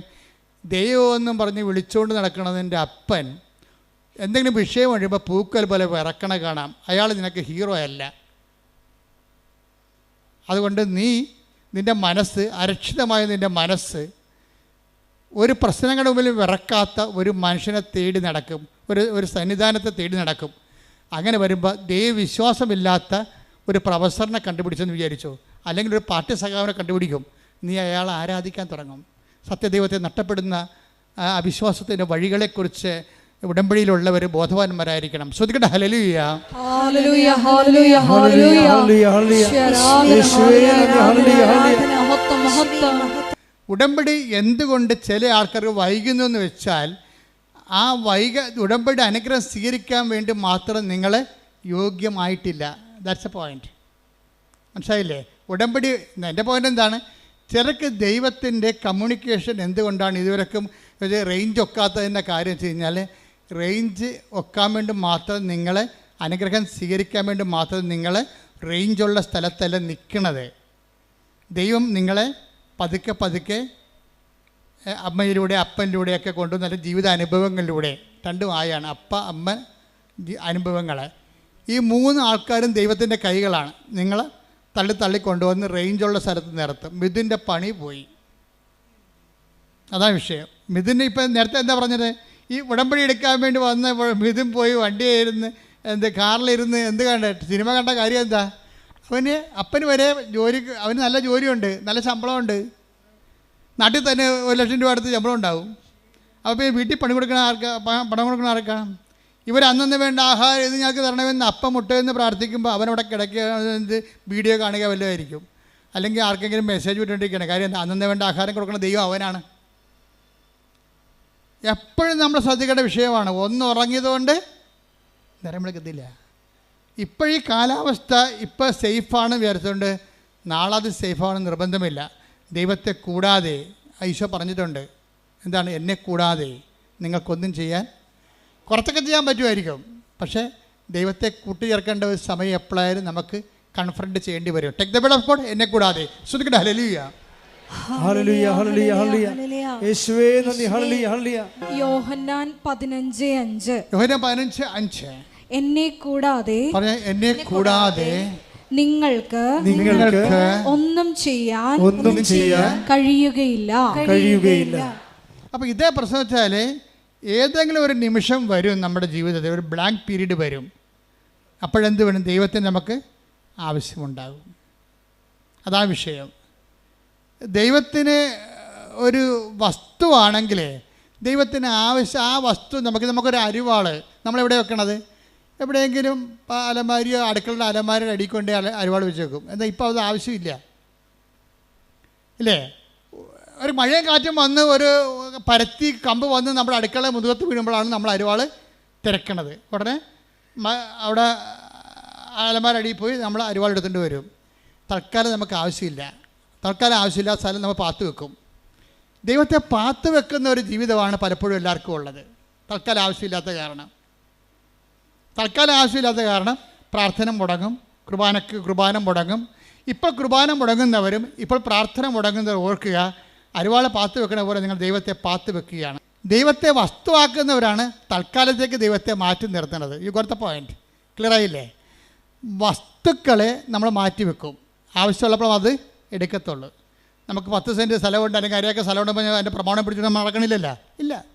അത് ആവശ്യമുള്ളപ്പോഴും പൊക്കെ ഓരോ ചെയ്യാൻ നേരത്തേക്ക് എടുക്കത്തുള്ളൂ. ആവശ്യമുള്ളപ്പോൾ എടുക്കുന്ന സ്ഥലങ്ങൾ മാത്രം എടുക്കുകയാണെങ്കിൽ അതെന്താണ്? വ്യക്തിയല്ല, വസ്തുവാണ്. നീയും നിൻ്റെ ദൈവത്തിന് ആവശ്യമുള്ളപ്പോൾ, ഒരു ജീവിത ആവശ്യമുള്ളപ്പോൾ മാത്രമാണ് എടുക്കുന്ന വ്യക്തിയാണെങ്കിൽ നീ ദൈവത്തെ വ്യക്തിയായിട്ട് കാണുന്നില്ല, വസ്തുവായിട്ട് കാണുന്നു. വസ്തുവായിട്ട് കണ്ടാൽ ദൈവം വർക്കൗട്ടല്ല. അതുകൊണ്ടാണ് ഉടമ്പടി ലാഗ് ചെയ്യണത്.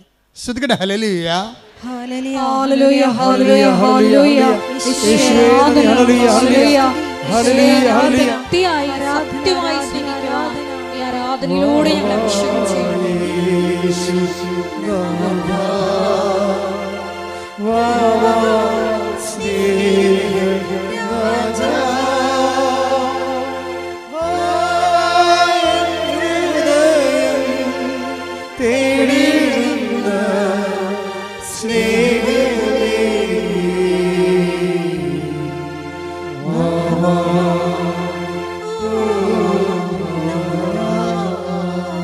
പരിശുദ്ധ പരമദിവ്യകാരുണ്യത്തിന് ആരാധനയും സ്തുതിയും പുകഴ്ചയും ഉണ്ടായിരിക്കട്ടെ.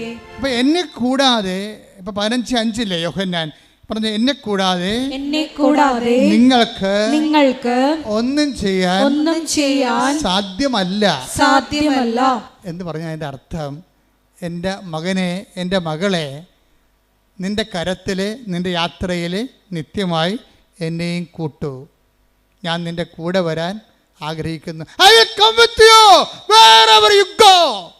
നീ എവിടെ പോയാലും ഞാൻ നിന്റെ കൂടെ വരുമെന്ന് പറഞ്ഞത് തന്നെയാണ്. എന്നെ കൂടാതെ നിങ്ങൾക്ക് ഒന്നും ചെയ്യാൻ സാധ്യമല്ലെന്ന് പറയുന്നുണ്ടെങ്കിൽ അതാണ് ഉടമ്പടിയിലുള്ള ദൈവത്തിന്റെ സ്നേഹം. കൈയടിക്കട്ടെ. ഞങ്ങളുടെ കൂടെ സഞ്ചരിക്കുന്ന അവിടുത്തെ സാന്നിധ്യത്തിന്, സാമീപ്യത്തിന് നന്ദി പറയുന്നു.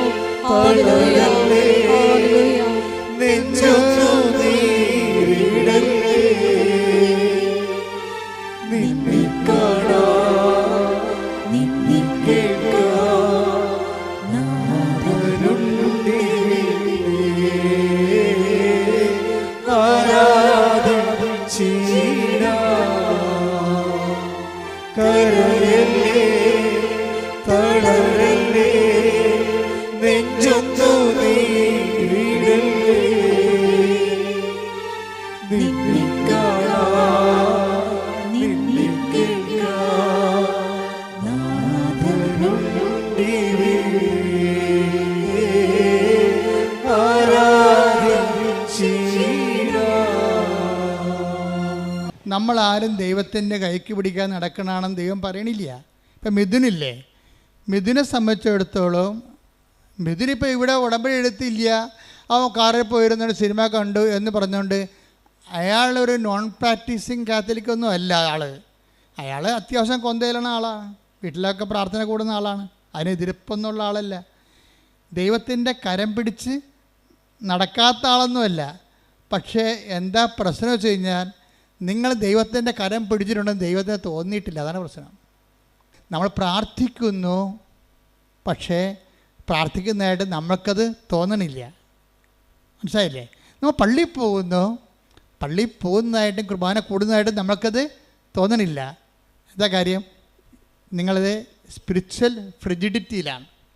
U are a spiritual frigidity.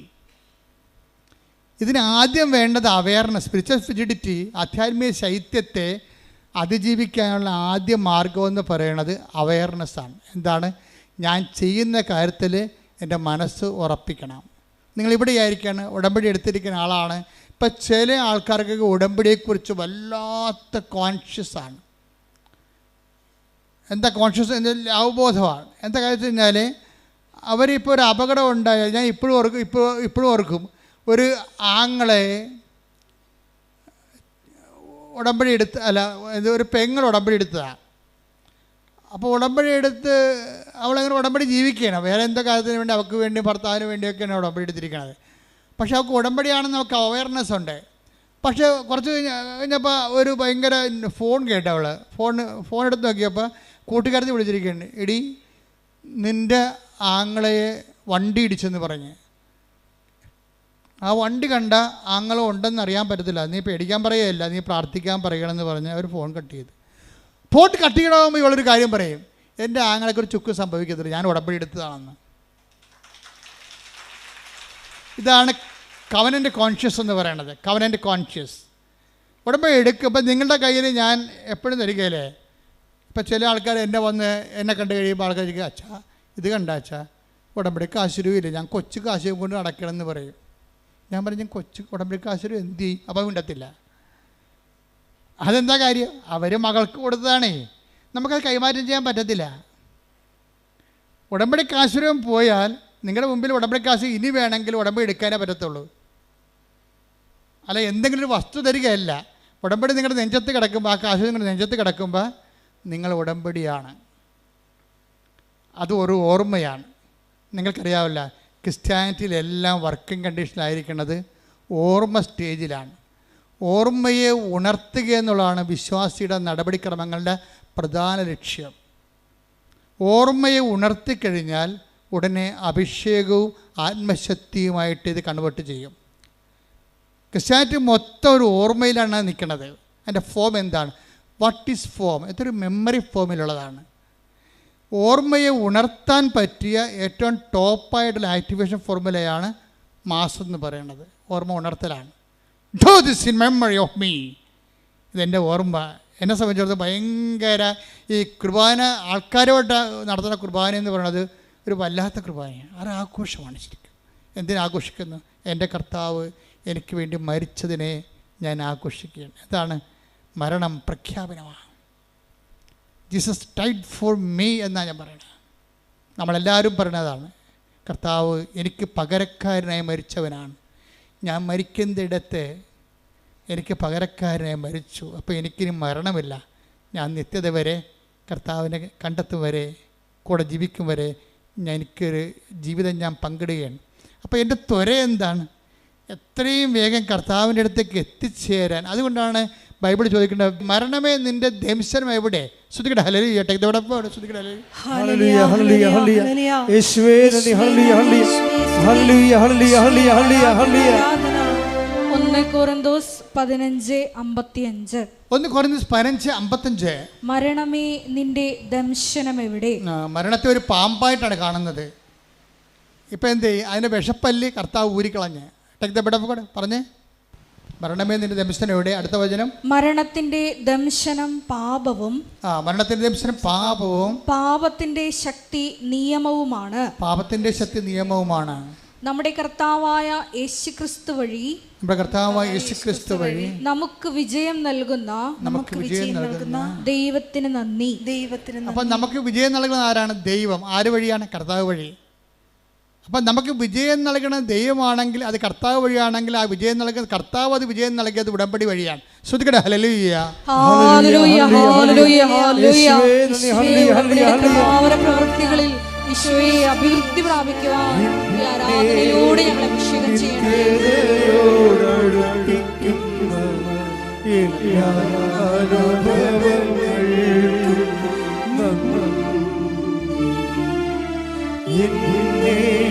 നല്ല ശിഷ്യനാക്കിയിടുന്ന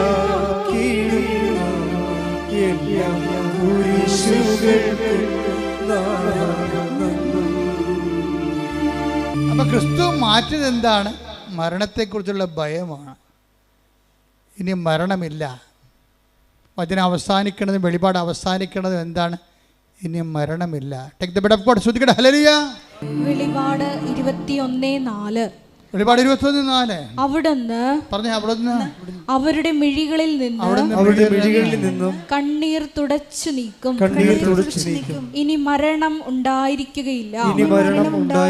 ഇനിമേൽ ദുഃഖമോ മുറവിളിയോ വേദനയോ ഉണ്ടാവുകയില്ല. പഴയതെല്ലാം കടന്നുപോയി. പഴയതെല്ലാം കടന്നു പോകുന്ന, ഇനി ദുഃഖം ഉണ്ടാകാതിരിക്കുന്ന ഒരു ടൈം. അപ്പോൾ നിങ്ങളോർക്ക് ഇത് എന്താണ് ആൾക്കാർ മരിക്കുന്നുണ്ടല്ലാന്ന്? ആൾക്കാർ മരിക്കുന്നു എന്ന് പറയുമ്പോൾ നിങ്ങൾക്കറിയാമല്ലോ, ഈശോ എന്താ പറയണത്? നമ്മളെങ്ങനെ ഇവിടെ ജീവിക്കണത്? നമ്മളൊരു അവബോധത്തിൻ്റെ, അറിവിൻ്റെ അവബോധത്തിലാണ് ജീവിക്കണത്. അവബോധത്തിലാണ് അറിവ്, അറിവിലാണ് ആനന്ദം. അതുകൊണ്ടാണ് ഈശോ പറഞ്ഞത്, ഏകസത്യദൈവമായ നിന്നെയും നീ അയച്ച യേശുക്രിസ്തുവിനെയും അറിയുകയാണ് നിത്യജീവൻ. ഇപ്പം ക്രിസ്തു വന്നോടുകൂടിയാണ് നമ്മുടെ മരണത്തിൻ്റെ ഭയം മാറിയത്. എന്താ കാര്യം? അതെങ്ങനെ നമ്മൾ മനസ്സിലാക്കി? ഇപ്പം നിങ്ങളൊരു പണ്ട് നമ്മുടെ കോവിഡ് കാലത്ത് കുർബാന ചെല്ലിയതിന് അച്ഛനെയും കുർബാന കൂടിയ കപ്പേരനെയും ഈ ഗവൺമെൻറ് അറസ്റ്റ് ചെയ്തിട്ടുണ്ട്. ആ കേസ് ഇപ്പോഴും കിടപ്പുണ്ട് കോടതി. കുർബാന ചെല്ലിയതിനെ അറസ്റ്റ് ചെയ്തിരിക്കുന്ന കേരളമാണിത്. ലോകത്ത് അങ്ങനെ ചെയ്യണമെന്ന് അറിയത്തില്ല. അച്ഛനെയും കപ്പേരെയും കുർബാന ചെല്ലിയതിനെ അറസ്റ്റ് ചെയ്തിരിക്കുകയാണ്. പോലീസ് അടഞ്ഞിരുന്ന പള്ളി തുറന്ന് അകത്ത് കയറി അറസ്റ്റ് ചെയ്തു. കേസായി. മാസ്ക് വെക്കാത്തതിന് പോലീസ് ഓടിച്ചിട്ട് ആൾക്കാരുടെ മുഖത്തിന് അടിച്ചിട്ടുണ്ട് ഒരു കാലത്ത്, ഇല്ലേ? ഉറപ്പല്ലേ? എത്ര പേര് അടി കൊണ്ടുണ്ട്, കേസുമായിട്ടുണ്ട്. അപ്പോൾ ആൾക്കാർക്ക് പേടിയായിരുന്നു ഭയങ്കര. എന്തിനെ പേടിയാണ്? കോവിഡ് പടരുമോ, ആൾക്കാർ മരിക്കുമോ, മരണത്തെക്കുറിച്ചുള്ള പേടിയാണ്. പിന്നെ എപ്പോഴാണ് ഈ പേടി മാറി മാസ്കുരി ആൾക്കാർ ദൂരെ കളഞ്ഞത്? ഇഞ്ചക്ഷൻ കണ്ടുപിടിച്ചപ്പോഴാണ് അല്ലേ? ഇഞ്ചക്ഷൻ കണ്ടുപിടിച്ചപ്പോൾ തന്നെ ഭയങ്കര സന്തോഷത്തിലാണ്. പോളാ പുല്ലെന്ന് പറഞ്ഞ് മാസ്ക് വേണ്ട, ഒന്നും വേണ്ട. എന്താ കാര്യം? സന്തോഷമായി. അതന്നെ ക്രിസ്തു ചെയ്തത്. പാപത്തിനും മരണത്തിനും ഇഞ്ചക്ഷൻ കണ്ടുപിടിച്ചു. എന്താണ്? തൻ്റെ മരണത്താൽ പാപത്തിന് പരിഹാരമാക്കിയിട്ട് ദൈവത്തിരുസന്നിധിയിൽ പ്രസാദത്തിനുള്ള വഴി കാണിച്ചപ്പോഴാണ് മനുഷ്യന് സന്തോഷമുണ്ടായത്. അവിടുന്ന് അവിടെ കണ്ണിൽ നിന്ന് കണ്ണീരെല്ലാം തുടച്ചു നീട്ടി. ഇനി മരണമില്ല. ശ്രദ്ധിക്കട്ടെ. ഹല്ലേലൂയ, ഹല്ലേലൂയ, ഹല്ലേലൂയ, ഹല്ലേലൂയ. യേശുവേ നന്ദി, ഹല്ലേലൂയ, ഹല്ലേലൂയ. ഞങ്ങൾ ആരാധിക്കുന്നു മരണത്തെ ജയിച്ചവനെ, ഞങ്ങൾ ആരാധിക്കുന്നു. അതായത് എപ്പോഴും ക്രിസ്തുവിനെ നമ്മൾ സ്നേഹിക്കുമ്പോൾ അറിഞ്ഞ് സ്നേഹിക്കുന്നതാണ് നല്ലത്. അല്ല, പശുവിനെ നമ്മൾ എന്തിന് സ്നേഹിക്കുന്നു? പശുവിനെ എന്തിനു സ്നേഹിക്കുന്നു? പശു എനിക്ക് പാല് തരുന്നു, ക്രിസ്തു എനിക്ക് IELTS തരുന്നു. കണ്ട, പല ആൾക്കാരുടെ ഉള്ളിൽ അറിവിൽ ക്രിസ്തുവിന് പശുവിൻ്റെ റേറ്റിങ്ങേ ഉള്ളു. ഞാൻ പശുവിനെ സ്നേഹിക്കുന്നു. എന്താ കാര്യം? പശു എനിക്ക് പാല് തരുന്നു. പിന്നെ എന്താ? പശു എനിക്ക് ചാണകം തരുന്നു. ചാണകം എനിക്കിന് തക്കാളിക്കിടാം അല്ലേ? അപ്പോൾ വളം തരുന്നു. അതുകൊണ്ട് ഞാൻ പശുവിനെ സ്നേഹിക്കുന്നു. ക്രിസ്തു എന്നെ ജപ്റ്റിനോട് മാറ്റുന്നു. ക്രിസ്തു എനിക്ക് ജോലി തരുന്നു. ഞാൻ ക്രിസ്തുവിനെ സ്നേഹിക്കുന്നു. ഞാൻ പശു എനിക്ക് ചാണകം തരുന്നു, പശു എനിക്ക് പാല് തരുന്നു, ഞാൻ പശുവിനെ സ്നേഹിക്കുന്നു. പല ആൾക്കാരും ക്രിസ്തുവിനെ സ്നേഹിക്കുന്നത് അവൻ്റെ അറിവിൻ്റെ നിലവാരവും ആരാധന നിലവാരവും മൃഗസമാനമാണ്. പശു സമാനം എന്ന് പറഞ്ഞ് കേട്ടിട്ടില്ല? അതുപോലെ ആധ്യാത്മികതയും അനുഭവങ്ങളും നരസമാനമായിരിക്കുന്ന ഒരു അനുഭവത്തിൻ്റെ പരിമിതിയിൽ നിന്ന് മാത്രം നിൽക്കുന്ന ആൾക്കാരുണ്ട്. ക്രിസ്തുവിൽ ഉദ്ദേശിക്കുന്നവരെന്താണ്? അവൻ നിത്യതയോളം വളരണം. പണ്ട് 1ാം ക്ലാസ്സിലെ പാഠപുസ്തകമില്ലേ? എന്താണ്? അമ്മ എനിക്ക് കാച്ചിയ, വലിയ മോൾക്കറിയാം. നിങ്ങൾക്കെന്തും അറിയാൻ പറ്റും, നിങ്ങൾ വേറെ പുസ്തകം പഠിച്ചിരിക്കണമെന്ന് പറഞ്ഞു. DPEPക്കാരല്ലേ? വലിയ മോൾക്കറിയാം, പഴയ പാഠപുസ്തകമുണ്ട്. എന്താണ്? അമ്മ എനിക്ക് കാച്ചിയ, അമ്മണി വന്നു കമ്മൽ തന്നു അല്ലേ? അതന്നെ. അപ്പോൾ അമ്മ എനിക്ക് കാച്ചിയ പാല് തരുന്നു. എന്താ കാര്യം? ഞാൻ അച്ഛനോളം വലുതാകണം. അതാണ് അമ്മയ്ക്കിഷ്ടം. അതാണ് 1ാം പാഠം. അധ്യാത്മികയുടെ 1ാം പാഠവും ബൈബിളിൻ്റെ 1ാം പാഠവും അത് തന്നെയാണ്. എന്താണ്? ക്രിസ്തു എനിക്ക് സ്വന്തം ശരീരവും രക്തവും തരുന്നു. എന്താ കാര്യം? ഞാൻ നിത്യതയോളവും വലുതാകണം. ശ്രദ്ധിക്കട്ടെ. ഹല്ലേലൂയ, ഹല്ലേലൂയ, ഹല്ലേലൂയ. യേശുവേ, ഞങ്ങളെ സ്വന്തമാക്കിയ അവിടുത്തെ സ്നേഹത്തിന് നന്ദി പറയുന്നു. എന്ത് നീ ഉടമ്പടി എടുക്കുന്നു? ജോലി കിട്ടാൻ, വീട് കിട്ടാൻ, മക്കളുണ്ടാകാനെന്ന് പറഞ്ഞു കഴിഞ്ഞാൽ സ്വാഭാവികമായിട്ട് ഇതിന് ഭൂമി മാത്രമേ ഉള്ളൂ നിനക്ക്. അതിൻ്റെ അകത്ത് എൻഡിട്ടേ ഇത് പറക്കത്തില്ല. പറക്കാത്ത ഉടമ്പടി എടുത്തിരിക്കണത്. എന്താ കാര്യം? താറാവ് അധികം പറക്കത്തില്ലല്ലോ, ഇല്ലേ? പക്ഷെ കഴുകനാണെങ്കിൽ പറക്കും. അപ്പോൾ നീ ഒരു ഈഗിൾ കവനൻ്റാണ് എടുത്തിരിക്കണം എന്നുണ്ടെങ്കിൽ ഇത് പറന്നങ്ങ് നിൽക്കും. എന്താ കാര്യം? എന്താ? നിത്യത. എന്താണ് ഇതിൻ്റെ ഉദ്ദേശം? എന്താണ്? നിത്യതയാണ്. നീ ഇവിടുത്തെ ജോലി, വീട്, വിവാഹം, IELTS, PR എന്നൊക്കെ പറഞ്ഞു കഴിഞ്ഞാൽ ഇവിടെ കൂടി നിരച്ച് നടക്കണ ജീവിനെ പോലെയുള്ള ഭൂമി നിസാനം പൊങ്ങി വരത്തില്ല. അതുകൊണ്ട് തന്നെ ഉടമ്പടിയിൽ എപ്പോഴും നിത്യത നിൻ്റെ ഒരു ജീവിത വിഷയമായിരിക്കണം. അതെന്താ കാര്യം വെച്ച് കഴിഞ്ഞാൽ ക്രിസ്തുവിൻ്റെ സ്വപ്നം അതാണ്. Be perfect as your heavenly father is perfect. Take the word of God. ശ്രദ്ധിക്കട്ടെ. ഹല്ലേലൂയ, ഹല്ലേലൂയ, ഹല്ലേലൂയ, ഹല്ലേലൂയ, ഹല്ലേലൂയ. യേശുവേ നന്ദി, യേശുവേ സ്തുതി. ഹല്ലേലൂയ. മത്തായി 5:48. മത്തായി 5:48. നിങ്ങളുടെ സ്വർഗസ്ഥനായ പിതാവ്. അതാ നിത്യതയോളം വളരണം ഉദ്ദേശിക്കണുണ്ടല്ലോ. നോക്കിയേ, നിങ്ങൾ പറഞ്ഞു നിങ്ങളുടെ സ്വർഗസ്ഥനായ പിതാവ് പരിപൂർണനായിരിക്കുന്നത് പോലെ നിങ്ങളും പരിപൂർണരായിരിക്കുവിൻ. ഈ മനുഷ്യ യാഥാർത്ഥ്യത്തിൻ്റെ ഒരു ആന്തരിക ചോദന എന്താ? ഒന്നും പരിപൂർണമല്ല എന്നുള്ളതാണ്. ഈ കലയെല്ലാം രൂപപ്പെട്ട് വന്നിരിക്കുന്നത് എന്താണ്? ഒരു അതൃപ്തിയിൽ നിന്ന് വന്നിരിക്കുന്നതാണ് എല്ലാം. ശാസ്ത്രം ഇവിടെ നിന്ന് വന്നതാണ്, അതൃപ്തിയിൽ നിന്ന് വന്നതാണ്. ഇതല്ല ഇതിനേക്കാൾ മെച്ചമായിട്ടുള്ളത്.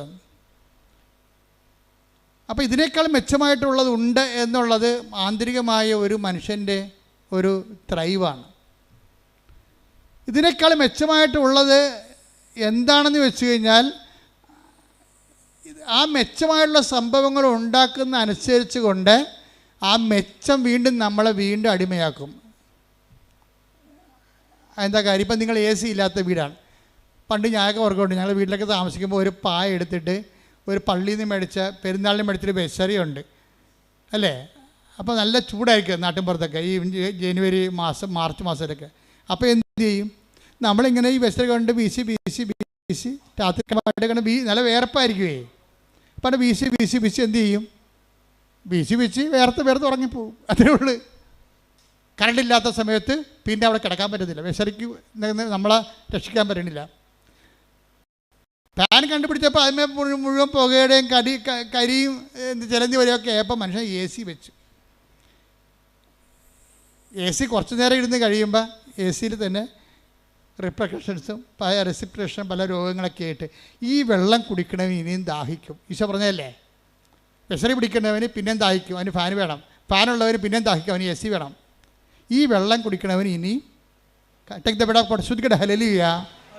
യോഹന്നാൻ 4:13 യേശു പറഞ്ഞു, ഈ വെള്ളം കുടിക്കുന്ന ഏവനും വീണ്ടും ദാഹിക്കും. അപ്പോൾ ഇത് മനുഷ്യൻ ഈ ഭൂമിയിൽ നിങ്ങളുടെ മെറ്റീരിയൽ ബോഡിയെ എന്തെങ്കിലും ഉപയോഗിച്ചു കൊണ്ടാണ് നിങ്ങൾ തൃപ്തിപ്പെടുത്താൻ വരുന്നുണ്ടെങ്കിൽ മരണം വരെ തൃപ്തിയില്ലാത്ത അവസ്ഥ തുടരുമെന്നാണ് പറയുന്നത് ബൈബിള്. യോഹന്നാൻ 2:17 എടുത്തേ. 2:17 ലോകവും അതിന്റെ മോഹങ്ങളും കടന്നു പോകുന്നു. അതാണ് പ്രശ്നം. ഈ മോഹങ്ങൾക്കെല്ലാം നമ്മൾ പുതിയ സ്ഥാനം കണ്ടുപിടിക്കുകയും ചെയ്യും. പക്ഷെ എന്താ പറയണത്? അതും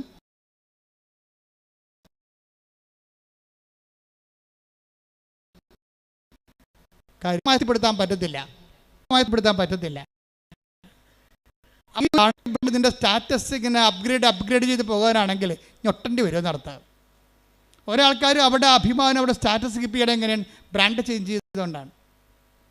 കാറിൻ്റെ ബ്രാൻഡ് ചേഞ്ച് ചെയ്യുന്നു. അവർ ഉപയോഗിക്കുന്ന ഓരോ വസ്തുക്കളെയും സ്റ്റാൻഡേർഡ് കമ്പനിയുടെ ബ്രാൻഡിനൊപ്പമാക്കി എടുത്തിട്ട് ഈ ജഡിക മനുഷ്യൻ ഇങ്ങനെ വളർന്നുകൊണ്ടിരിക്കും. ഈ ജഡിക മനുഷ്യനെ യേശു ക്രിസ്തുവിനെ സ്വീകരിക്കാൻ സാധ്യമല്ല.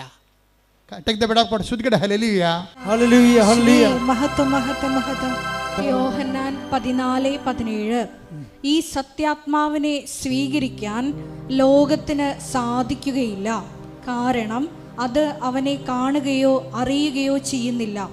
എന്നാൽ നിങ്ങൾ അവനെ അറിയുന്നു, കാരണം അവൻ നിങ്ങളോടൊത്ത് വസിക്കുന്നു, നിങ്ങളിൽ ആയിരിക്കുകയും ചെയ്യും. ഇതൊരു തിരിച്ചറിവിൻ്റെ വിഷയമാണ്.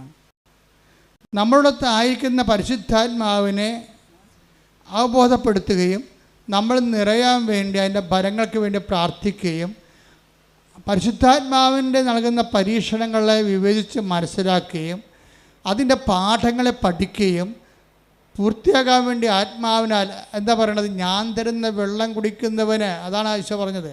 തിരുനാളിൻ്റെ മഹാദിനത്തിൽ അവൻ എഴുന്നേറ്റതെന്ന് 7 യോഹന്നാൻ 7:37 ശ്രുതികട്ടെ. ഹല്ലേലൂയ.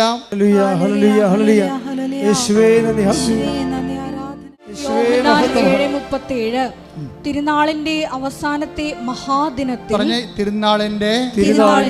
അവസാനത്തെ മഹാദിനത്തിൽ യേശു എഴുന്നേറ്റ് നിന്ന് ശബ്ദമുയർത്തി പറഞ്ഞു, ആർക്കെങ്കിലും ദാഹിക്കുന്നെങ്കിൽ അവൻ എന്റെ അടുക്കൽ വന്ന് കുടിക്കട്ടെ. എന്നിൽ വിശ്വസിക്കുന്നവന്റെ ഹൃദയത്തിൽ നിന്ന് വിശുദ്ധ ലിഖിതം പ്രസ്താവിക്കുന്നത് പോലെ ജീവജലത്തിന്റെ അരുവികൾ ഒഴുകും. ഉടമ്പടി എങ്ങോട്ടാണ് സഞ്ചരിക്കണം എന്ന് വെച്ചാൽ ജീവജലത്തിൻ്റെ ഉറവയിലേക്കാണ് സഞ്ചരിക്കുന്നത്. ജഡികമായ കാര്യങ്ങളൊക്കെയാണ് ചോദിച്ചിരിക്കണമെങ്കിലും ജഡികമായ കാര്യങ്ങളെക്കുറിച്ച് ഈശോ ഒരു തീർപ്പ് കൽപ്പിച്ചിട്ടുണ്ട്. സുപ്രീം കോടതി ഫുൾ ബെഞ്ച് തീരുമാനമാണ്. ഈശോ ഒരു കാര്യം പറഞ്ഞാൽ എന്താണ്? അവൻ അന്ത്യവിധിയാളൻ ആരാണ്? അവനല്ലേ. അവനൊരു കാര്യം പറഞ്ഞാൽ പിന്നെ ഡിവിഷൻ ബെഞ്ചല്ല, ഫുൾ ബെഞ്ചാണത്. അവനൊരു കാര്യം പറഞ്ഞാൽ സ്വർഗീയ സുപ്രീം കോടതിയുടെ ഫുൾ ബെഞ്ച് തീരുമാനമാണ്. എന്താണ്? ഈ വെള്ളം കുടിക്കണവൻ ഇനി ദാഹിക്കും. നമ്മൾ എന്തെല്ലാം ഈ ലോകത്ത് നേടാൻ വേണ്ടി ഉടമ്പടി എടുത്താലും യഥാർത്ഥ ദാഹം എന്താണ്? ഞാൻ തരുന്ന വെള്ളം കുടിക്കുന്നതിന് ഒരിക്കലും ദാഹിക്കുകയില്ല. ഞാൻ തരുന്ന വെള്ളം എന്താണ്? തിരുനാളിൻ്റെ ഒന്ന് പറഞ്ഞേ. തിരുനാളിൻ്റെ 1-ാം ഘട്ടം തന്നെ ഒരു വലിയ വിഷയം പറയുമ്പോൾ ഈശോ പെടണ പാട് കണ്ടില്ലേ? തിരുനാളിന്റെ രണ്ടാമത്തത് എന്താ? മഹാദിനത്തിൽ മഹാദിനത്തിൽ അവൻ എഴുന്നേറ്റ് നിന്ന് ഉച്ചത്തിൽ പറഞ്ഞു. ഇത്രയും എംഫാറ്റിക് ആയിട്ടൊരു ഒറ്റ വാക്ക് ഈശോ പറഞ്ഞിട്ടില്ല. ഒരു വാക്ക് പറയാൻ വേണ്ടി തിരുനാളിൻ്റെ 11 ദിവസങ്ങളിൽ 11ാമത്തെ ദിവസം തിരഞ്ഞെടുക്കുകയാണ് ക്ലൈമാക്സ്. തിരുനാളിൻ്റെ മഹാദിനത്തിൽ എഴുന്നേറ്റ് നിന്ന് അവൻ എന്ത് ചെയ്ത്? അവൻ ഉച്ചത്തിൽ പറഞ്ഞു. താത്തി പറയാൻ സാധാരണ സ്ഥലത്തല്ല, ഉച്ചത്തിൽ പറഞ്ഞു. എന്താ പറഞ്ഞത്? നീ ദൈവത്തിലെത്തുന്നത് വരെ ഏത് മതത്തിലും ജാതിയിലും ജീവിച്ചാലും നീ ഒടുവിൽ എത്തിച്ചേരേണ്ട ഒരു സ്ഥലമുണ്ട്. എന്താണ് പറഞ്ഞ? ആർക്കെങ്കിലും ദാഹിക്കുന്നെങ്കിൽ അവൻ എൻ്റെ അടുത്ത് വരട്ടെ. എന്നിൽ വിശ്വസിക്കുന്നവരുടെ ഹൃദയത്തിൽ നിന്ന് ജീവജലത്തിന്റെ അരുവികൾ ഒഴുകും. ഈ ജീവജലത്തിന്റെ അരുവികൾ തന്നിൽ വിശ്വസിക്കാതിരുന്ന പരിശുദ്ധാത്മാവിനെ കുറിച്ച് അവൻ പറഞ്ഞത്. Take the word of God. ശ്രദ്ധിക്കട്ടെ. അവൻ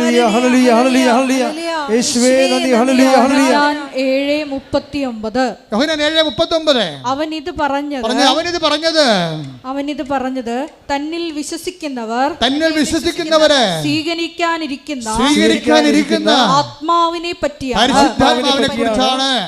നീ പരിശുദ്ധാത്മാവിനെ സ്വീകരിക്കാൻ വേണ്ടി ഉടമ്പടിയിൽ ഞാൻ എപ്പോഴും പറയും, മക്കളെ, നിങ്ങൾ ഉടമ്പടി എടുക്കുമ്പോൾ ഒരു കോളം ദൈവത്തിന് കൊടുത്തേക്കണം. എന്തിനാണ്? അത് പരിശുദ്ധാത്മാവിൻ്റെ കോളമാണ്. നിൻ്റെ സാഹചര്യവും ആത്മീയമായിട്ടുള്ള നിൻ്റെ ഒരു അവസ്ഥയനുസരിച്ചുകൊണ്ട് നിന്നെ നയിക്കാൻ പറ്റിയ മരുന്നുകൾ ദൈവത്തിന് എഴുതി ചേർക്കാൻ പറ്റിയ ഇടമാണത്. അതിന് നിങ്ങൾ മതവും ജാതിയും ഒന്നും മാറേണ്ട കാര്യമില്ല. ക്രിസ്തുവിനെ സ്വീകരിക്കണ ആർക്കാണ് ജാതി മാറേണ്ടത്? ആർക്കാണ് മതം മാറേണ്ടത്? ഇത് അതിനുള്ള സംവിധാനമാണോ? അല്ല. നിങ്ങൾ ക്രിസ്തുവിനെ get Jesus and get saved എന്ന് വെച്ചാൽ ക്രിസ്തുവിനെ സ്വീകരിക്കുന്നവരെ അവർ മതാതീതമായിട്ട് അതീതമായിട്ട് അപ്പനും മക്കളും തമ്മിൽ ഒരുമിച്ച് കണ്ടെത്തിക്കൊണ്ട് സന്തോഷത്തോടെ ജീവിക്കുന്ന സാഹചര്യം ഇവിടെ ഉണ്ടായത് നിൻ്റെ കടങ്ങൾ കർത്താവ് അവൻ്റെ മരണത്താൽ പരിഹരിച്ചത് കൊണ്ടും നിന്നെ അവൻ കടങ്ങളിൽ നിന്ന് നീ ചെയ്യേണ്ട പാപത്തിന് പരിഹാരം അവൻ ചെയ്തപ്പോൾ അവൻ്റെ പരിഹാരം എനിക്ക് വേണ്ടി കൂടിയാണെന്ന് ഞാൻ വിശ്വസിക്കുമ്പോഴാണ് ജ്ഞാനത്താൽ നമ്മൾ സ്നാനം സ്വീകരിക്കുന്നത്. വെള്ളം കൊണ്ടല്ല, ജ്ഞാനത്താൽ. ആ അറിവ് തന്നെയാണ് നമുക്ക് സ്നാനമായി മാറുന്നത്. നിനക്ക് ക്രിസ്തുവിനെക്കുറിച്ചുള്ള സത്യമായ അറിവുണ്ടെങ്കിൽ നീ ജ്ഞാനത്താൽ സ്നാനം ചെയ്യപ്പെട്ട വ്യക്തിയാണ്. കാര്യം എന്താണ്? അറിവിൻ്റെ അഭവമായ ആദ്യവും അവസാനവും ആൽഫയും ഒമേഗയും ആരാണ്? ക്രിസ്തുവാണ്. അറിവ് എന്താണ്? അനുഭവം എന്ന് പറയണത്. അറിവിൻ്റെ അനുഭവം നിത്യതയാണ്. ശ്രുതികട്ടെ. ഹല്ലേലൂയ.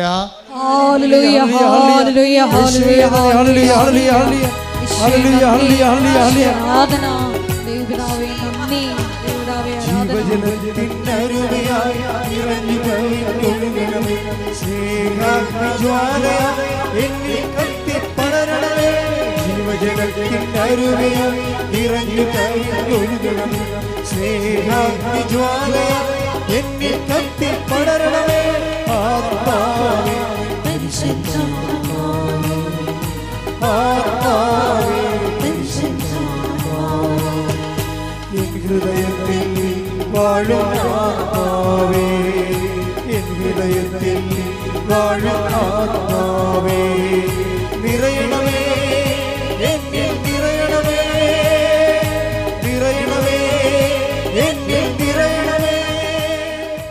അതിലൂടെ അവസാനം ഈശോ പറഞ്ഞത് receive Jesus Christ and get saved എന്നാണ് പറഞ്ഞത്. ക്രിസ്തുവിനെ നിങ്ങൾ അറിവിൽ സ്വീകരിക്കുക, നിങ്ങൾ നിത്യത അവകാശമാക്കുക. അപ്പോൾ ക്രിസ്തുവിനെ സ്വീകരിക്കാൻ വേണ്ടി നമ്മുടെ ഓരോ പ്രശ്നവും അത് തന്നെയാണ്. നിങ്ങൾ ഉടമ്പടിയിരിക്കുന്ന നിയമമില്ല, വീടില്ല, ജോലിയില്ല, രോഗമാണെന്നൊക്കെ പറയുന്ന വിഷയം എന്താണ്? അതെല്ലാം നിന്നോട് പറയുന്ന ഒരു ദൈവഭാഷയാണത്. ഒരു ദൈവഭാഷയാണ്. നിൻ്റെ വേദനകൾ ഒരു ദൈവഭാഷയാണ്. എന്താണ്? നീ ക്രിസ്തുവിനെ സ്വീകരിക്കുക. ഇപ്പം മിഥുൻ്റെ കാര്യം ഞാൻ പറഞ്ഞില്ലേ. മിഥുൻ ഇവിടുന്ന് ഉടമ്പടി എടുക്കാതെ കാറിൽ പോയിരുന്ന് ടി വി കണ്ടുകൊണ്ടിരുന്നു, സിനിമ കണ്ടുകൊണ്ടിരുന്നു. ഉടമ്പടിയില്ല, ക്രിസ്തുവിന് ആവശ്യമില്ല, ഞാൻ ഓക്കെ ആണെന്നാണ്. കത്തോലിക്കൻ്റെ ഏറ്റവും വലിയ പോക്ക് വികാരമാണ് ഞാൻ ഓക്കെ ആണെന്നുള്ളത്. എന്താണ്? എൻ്റെ വീട്ടിൽ കുടുംബ പ്രാർത്ഥന ഉണ്ട്, ഞാൻ ഞായറാഴ്ച പള്ളിയിൽ പോകുന്നുണ്ട്, ഞാൻ ഓക്കെയാണ്. അപ്പോൾ ദൈവം പറയുന്നത് ഈ പോക്കാണെന്ന് പറയും.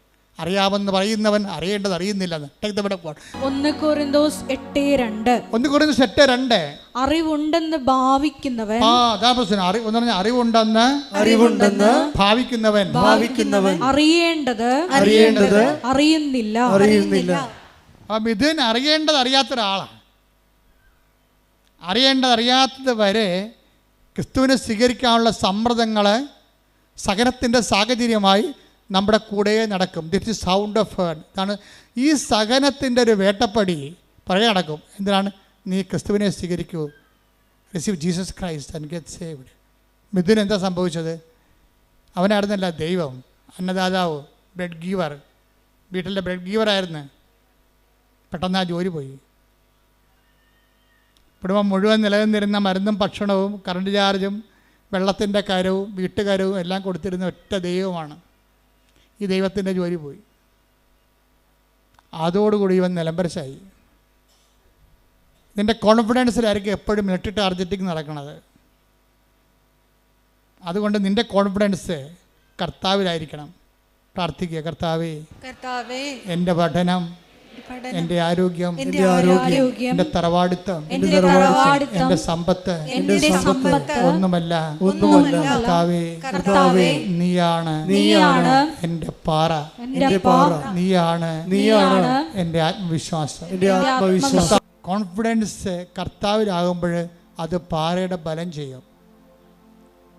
കർത്താവാണ്, എനിക്ക് കർത്താവുണ്ടല്ലോ. എല്ലാവർക്കും പ്രശ്നങ്ങൾ വരുമ്പോൾ എന്താണ് അവർ പറയണത്? അപ്പന് പെട്ടെന്ന് തലപ്പോശൽ വന്നു, അപ്പൻ ICU ആയെന്ന് ഫോൺ വരുമ്പോൾ മകളെന്താ പറയണത്? ഞാൻ പാറപ്പുറത്താണ്. എന്താ കാര്യം? നമ്മളമ്മച്ചി ഉടമ്പടി എടുത്തിട്ടുണ്ടല്ലോ അമ്മച്ചി, അതാണ് പാറയെന്ന് പറയണത്. ഇന്ന് എല്ലാവരും അങ്ങനെ പറയാൻ തുടങ്ങി. കേരളത്തിൻ്റെ ആധ്യാത്മിക അജണ്ട അമ്മമാരെ പ്രത്യക്ഷപ്പെട്ടതിൻ്റെ ഭാഗമായിട്ട് ദൈവം ഇവിടെ നിശ്ചയിച്ചിരിക്കണം ഉടമ്പടിയിലൂടെ. ശ്രുതിക്കട്ടെ, ഹല്ലേലൂയ, ഹല്ലേലൂയ, ഹല്ലേലൂയ. ക്ലേശകാലത്തെ കൂടാതെ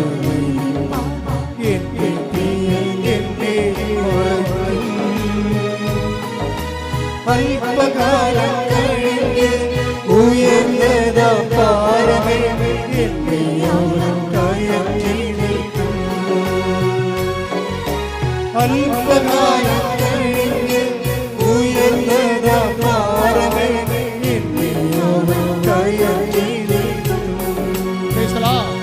അപ്പോൾ ക്രിസ്തുവിനെ സ്വീകരിക്കാൻ പറ്റുന്ന രീതിയിലേക്ക് ഇവൻ്റെ ആധ്യാത്മികമായ ആ ജീവിതത്തിൻ്റെ കോൺഫിഡൻസ് തകർത്തുകൊണ്ട് ഒരു ജോലി പോയപ്പോൾ എന്ത് ചെയ്യും? ഓട്ടോമാറ്റിക്കായിട്ട് മിഥുൻ്റെ അപ്പനും മകനും കൂടി ഇരിക്കുകയാണ്. സങ്കടമായ കുടുംബത്തിൻ്റെ പാത്തോസ് വായിക്കുന്ന സമയമാണ്, സങ്കടസീനാണ്. ജോലി പോയി. ഇനി അപ്പന് മരുന്നിന് പ്രശ്നമുണ്ട്, കടക്കാർക്ക് പറ്റുകടി പീടികയിൽ ബില്ല് വരും, പല പല പ്രശ്നങ്ങളാണ്. ഇനി ഇടയ്ക്ക് വല്ല ജ്ഞാനസ്ഥാനം, കല്യാണം ഒക്കെ വന്ന് കടം മേടിക്കേണ്ടി വരും, മറ്റുള്ള മുമ്പ് ചോദിക്കേണ്ടി വരും, പല പ്രശ്നമാണ്. ഇതൊക്കെ അപ്പനും മകനും കൂടി അങ്ങനെ സങ്കടപ്പെട്ടുകൊണ്ടിരിക്കുന്ന സമയത്ത് ഇളം തന്നെ സംസാരിക്കുകയാണ്. അപ്പന്മാർ തമ്മിൽ ഒരു കൂട്ടാണ്. എന്താ കാര്യം? ഇവൻ വിദേശത്ത് പോകാത്തതിൻ്റെ കാര്യം അപ്പനെ നോക്കാൻ വേണ്ടി, വീട്ടിൽ നിൽക്കാൻ വേണ്ടി ആണ് ഈ വിദേശത്ത് പോകാത്തത്. അങ്ങനെയുള്ള മക്കളുണ്ട് കേട്ടോ. അവൻ പറയുന്നുണ്ട്, എൻ്റെ അപ്പനെയും അമ്മനെയും നോക്കാൻ വേണ്ടിയാണ് ഞാൻ പുറത്ത് ജോലി വേണ്ട, എനിക്ക് ഞാൻ അകത്ത് മതിയെന്ന് എപ്പോഴും ദൈവത്തോട് പറഞ്ഞുകൊണ്ടിരിക്കണേ. അപ്പോൾ ഇത് പറയുന്നത് അപ്പനും മകനും കൂടി ഇരുന്ന് ഇളഞ്ഞിരുന്നുണ്ട് ഈ കഥ പറയുകയാണ്. മകൻ എന്ത് ചെയ്യോടാ? ഇല്ല ദൈവം. അപ്പോൾ അപ്പം പറയും, നീ ഉടമ്പടി എടുക്കടാ, ഞാനല്ലേ ഇപ്പോൾ ഉടമ്പടി എടുത്തിരിക്കണത്, നീ ഉടമ്പടി എടുക്കടാ എന്ന് പറയും. കാര്യം ഉടമ്പടി കുഞ്ഞ് ഓടിക്കാളാണ്. നീ ഉടമ്പടി എടുക്കടാന്ന് പറഞ്ഞില്ല, പെട്ടെന്ന് ഇതും പറയുകയാണ്, അമ്മ ഞങ്ങളുടെ അടുത്തിരിക്കണ പോലെയൊക്കെ തോന്നി, വല്ലാത്തൊരു മുല്ലപ്പൂവിൻ്റെ അപ്പനത് പറയുകയും വല്ലാത്തൊരു മുല്ലപ്പൂവിൻ്റെ സുഗന്ധം. എന്നിട്ട് ഇതും പറയണത് അമ്മ ഞങ്ങളുടെ അരികിൽ ഇരിപ്പുണ്ടായിരുന്നെന്ന്.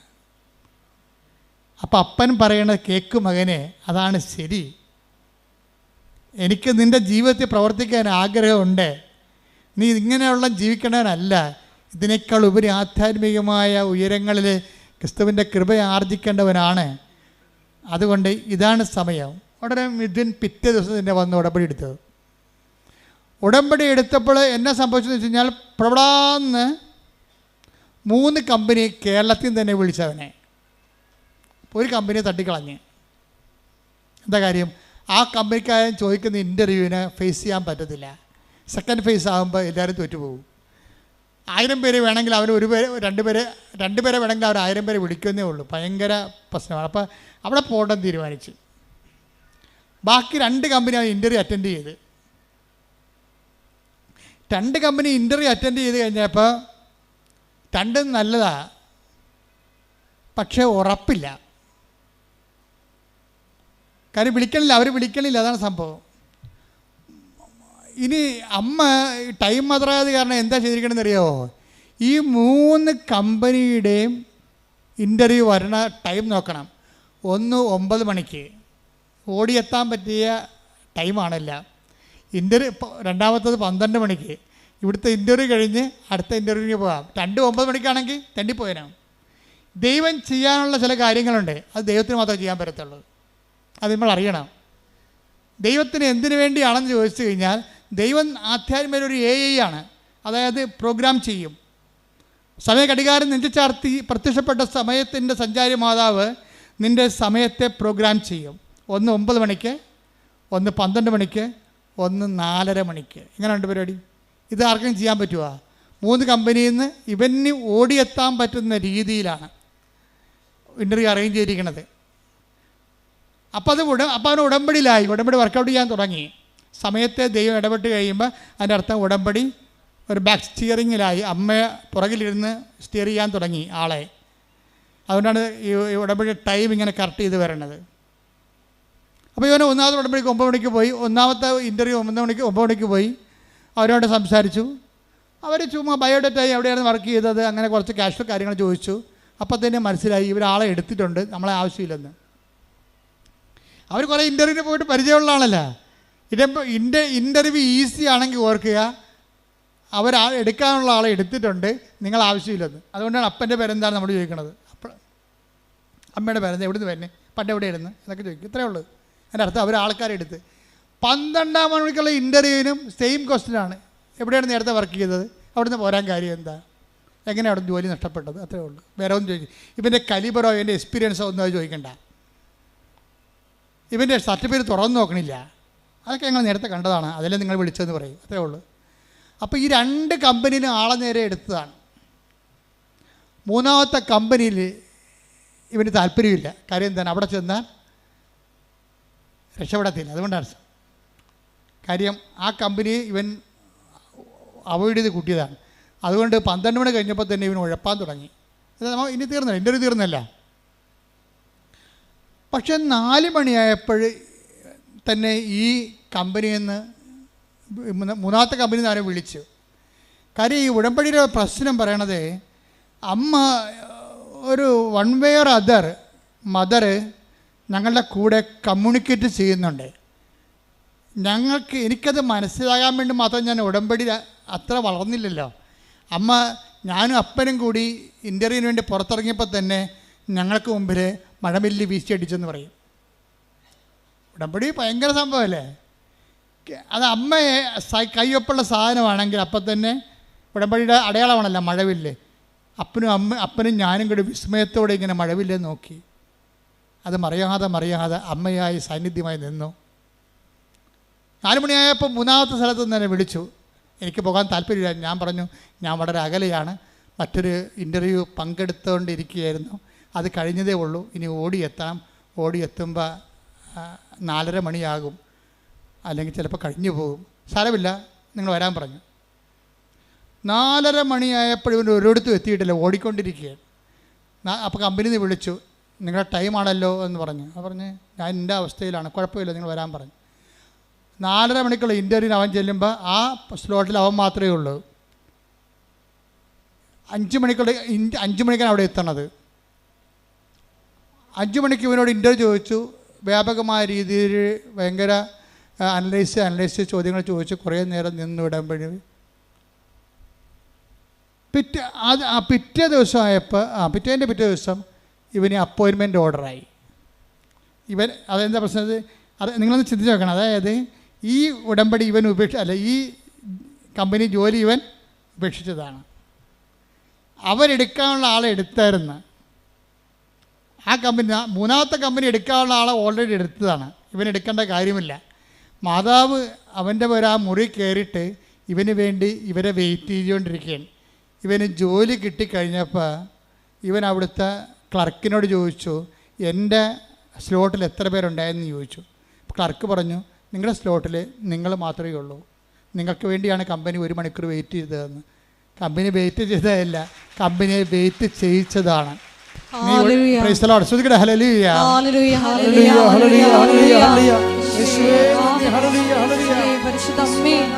വേണ്ടി അഭിഭാഷകയായി വാദിക്കുന്ന അവിടുത്തെ സ്നേഹത്തിന് സാമീപ്യത്തിന് നന്ദി പറയുന്നു. അതായത് ഇത് അത്രയും, അതായത് ഇപ്പോഴെന്താ അവർ ഈ മിഥുനെന്താ പറയണത്, എത്ര കാലം കഴിഞ്ഞാലും എൻ്റെ ജീവിതം ഞാൻ ഉടമ്പടിയായി തന്നെ ജീവിക്കുമെന്ന് പറഞ്ഞു. എന്താ കാര്യം, ഉടമ്പടിയിൽ മറ്റ് പ്രാർത്ഥനാ രീതികളെ പോലെയല്ല, ദൈവത്തിൻ്റെ സാന്നിധ്യം സ്വപ്നമായിട്ടും. ഒരു പ്രാവശ്യം ഇവന് ജോലി പോയില്ലേ, ജോലി പോയിട്ട് ഉടമ്പടി എടുക്കാത്തൊരു കാലം ഉണ്ടായിരുന്നില്ല. അപ്പോഴും ഇവനൊരു വെളുപ്പിന് 4 മണിക്കൂർ സ്വപ്നം കണ്ട് കൃപാസനം മാതാവ് കരയണേ. അപ്പോൾ ഉടനെ മിഥുൻ അമ്മയുടെ ഉടുപ്പെ തൊടാൻ നേരത്ത് മാതാവ് ഇവരെ തള്ളി മാറ്റും, നീ എന്നെ തുടരുമെന്ന് പറയും.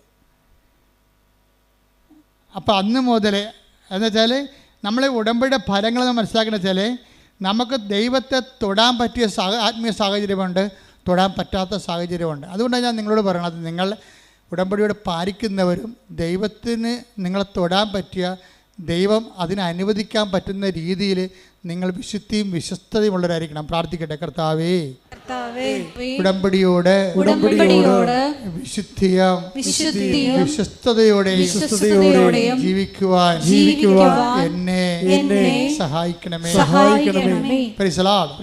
അപ്പൊ ഇങ്ങനെയല്ല. ഇപ്പൊ ഇത് മിഥുൻ്റെ കാര്യം, രാധമ്മ, അതായത് എന്താണ് എൻ്റെ ജീവിതമെന്ന് ഇവർ തന്നെത്താൻ പറയാണ്, അമ്മച്ചി തന്നെത്താൻ പറയാണ്. എൻ്റെ ജീവിതം ഇനി അടുത്ത ജന്മത്തിൽ ഒരു ക്രിസ്ത്യൻ കുടുംബത്തിൽ ജനിക്കണമെന്നാണ് എൻ്റെ ആഗ്രഹമെന്ന്. എന്നിട്ട് ക്രിസ്ത്യാനിയായിട്ട് ജീവിക്കണം എന്ന് വെച്ചാൽ അവരങ്ങനെ പറയാൻ കാരണം വെച്ച് കഴിഞ്ഞാൽ അതിൻ്റെ പ്രധാനപ്പെട്ട കാരണം ഇവർ ചെയ്യുന്ന എല്ലാ കാര്യങ്ങളും. ഇപ്പോൾ ആദ്യം തന്നെ ഇവർ സങ്കടപ്പെട്ട് ഇവിടെ തന്നെ എന്താ, മകൻ മദ്യപാനിയാണ്, ഭാര്യയെ തല്ലുന്നു, കുടുംബത്തിൽ സമാധാനം ഇല്ല എന്ന് പറയുമ്പോൾ ഉടമ്പടി എടുക്കുമ്പോൾ തന്നെ ആ ആഴ്ച തന്നെ അവൻ്റെ മദ്യപാനം മാറി, അവൻ വിദേശത്ത് ജോലിക്ക് പോയി, അവന് പണമായി. രാധമ്മ വന്നതെന്ന് വെച്ച് കഴിഞ്ഞാൽ ഇത് അവസാനത്തെ സ്ഥലമാണ്, ഇതുകൊണ്ട് എൻ്റെ ജീവിതത്തിൽ തീർപ്പുണ്ടാകുമെന്ന് ആഴമായ ബോധ്യത്തിലാണ് വർക്ക് ചെയ്യണത്. പിറ്റേ ദിവസം തന്നെ ആ ഫയൽ എടുക്കുകയാണ്, ഒപ്പിട്ട് മാറുകയാണ് കാര്യങ്ങളെല്ലാം. നിങ്ങൾക്കറിയാം, അമ്മയ്ക്ക് അധികം സമയമൊന്നും വേണ്ടല്ലോ. പിന്നെ രാധമ്മക്ക് ഒരു കാര്യം വെച്ചായി, ഇതെന്നെ സ്ഥലം ആരോടും പറയാതെ എല്ലാ ചൊവ്വാഴ്ച ഇവിടെ വരും, പട്ടിണി ഇരുന്ന് പ്രാർത്ഥിച്ചിട്ട് പോകും. അവിടെ വന്നിരുന്ന് മാതാവിൻ്റെ മുഖത്ത് നോക്കി പട്ടിണി ഇരുന്ന് പ്രാർത്ഥിച്ചിട്ട് പോകും. 9ാമത്തെ ചൊവ്വാഴ്ച പോയപ്പോൾ, 9ാമത്തെ ഇതാരും പറയില്ല, ഞങ്ങളും പറഞ്ഞിട്ടില്ല ഇവിടെ വരാനൊന്ന്. അപ്പോഴേ ഇവർ ഒറ്റക്കെടുക്കുന്ന തീരുമാനമാണ്. ചിലർ ദൈവം ഒറ്റക്ക് നയിക്കും. അവർ ഓക്കെ ആണെങ്കിലേ അടുത്ത പടി, അടുത്ത സ്റ്റെപ്പിലേക്ക്, അടുത്ത ക്ലാസ്സിലേക്ക് ദൈവം തന്നെ അവരെ കൂട്ടിക്കൊണ്ട് പോകും. അപ്പോൾ അവരോട് പറഞ്ഞ്, നീ ഒറ്റക്ക് ഇവിടെ വന്നിരിക്ക്, ഉപസിച്ചുകൊണ്ടിരിക്ക്. അങ്ങനെ 9 ചൊവ്വാഴ്ച ഇരുന്ന് 9ാമത്തെ ചൊവ്വാഴ്ച ഇവർക്ക്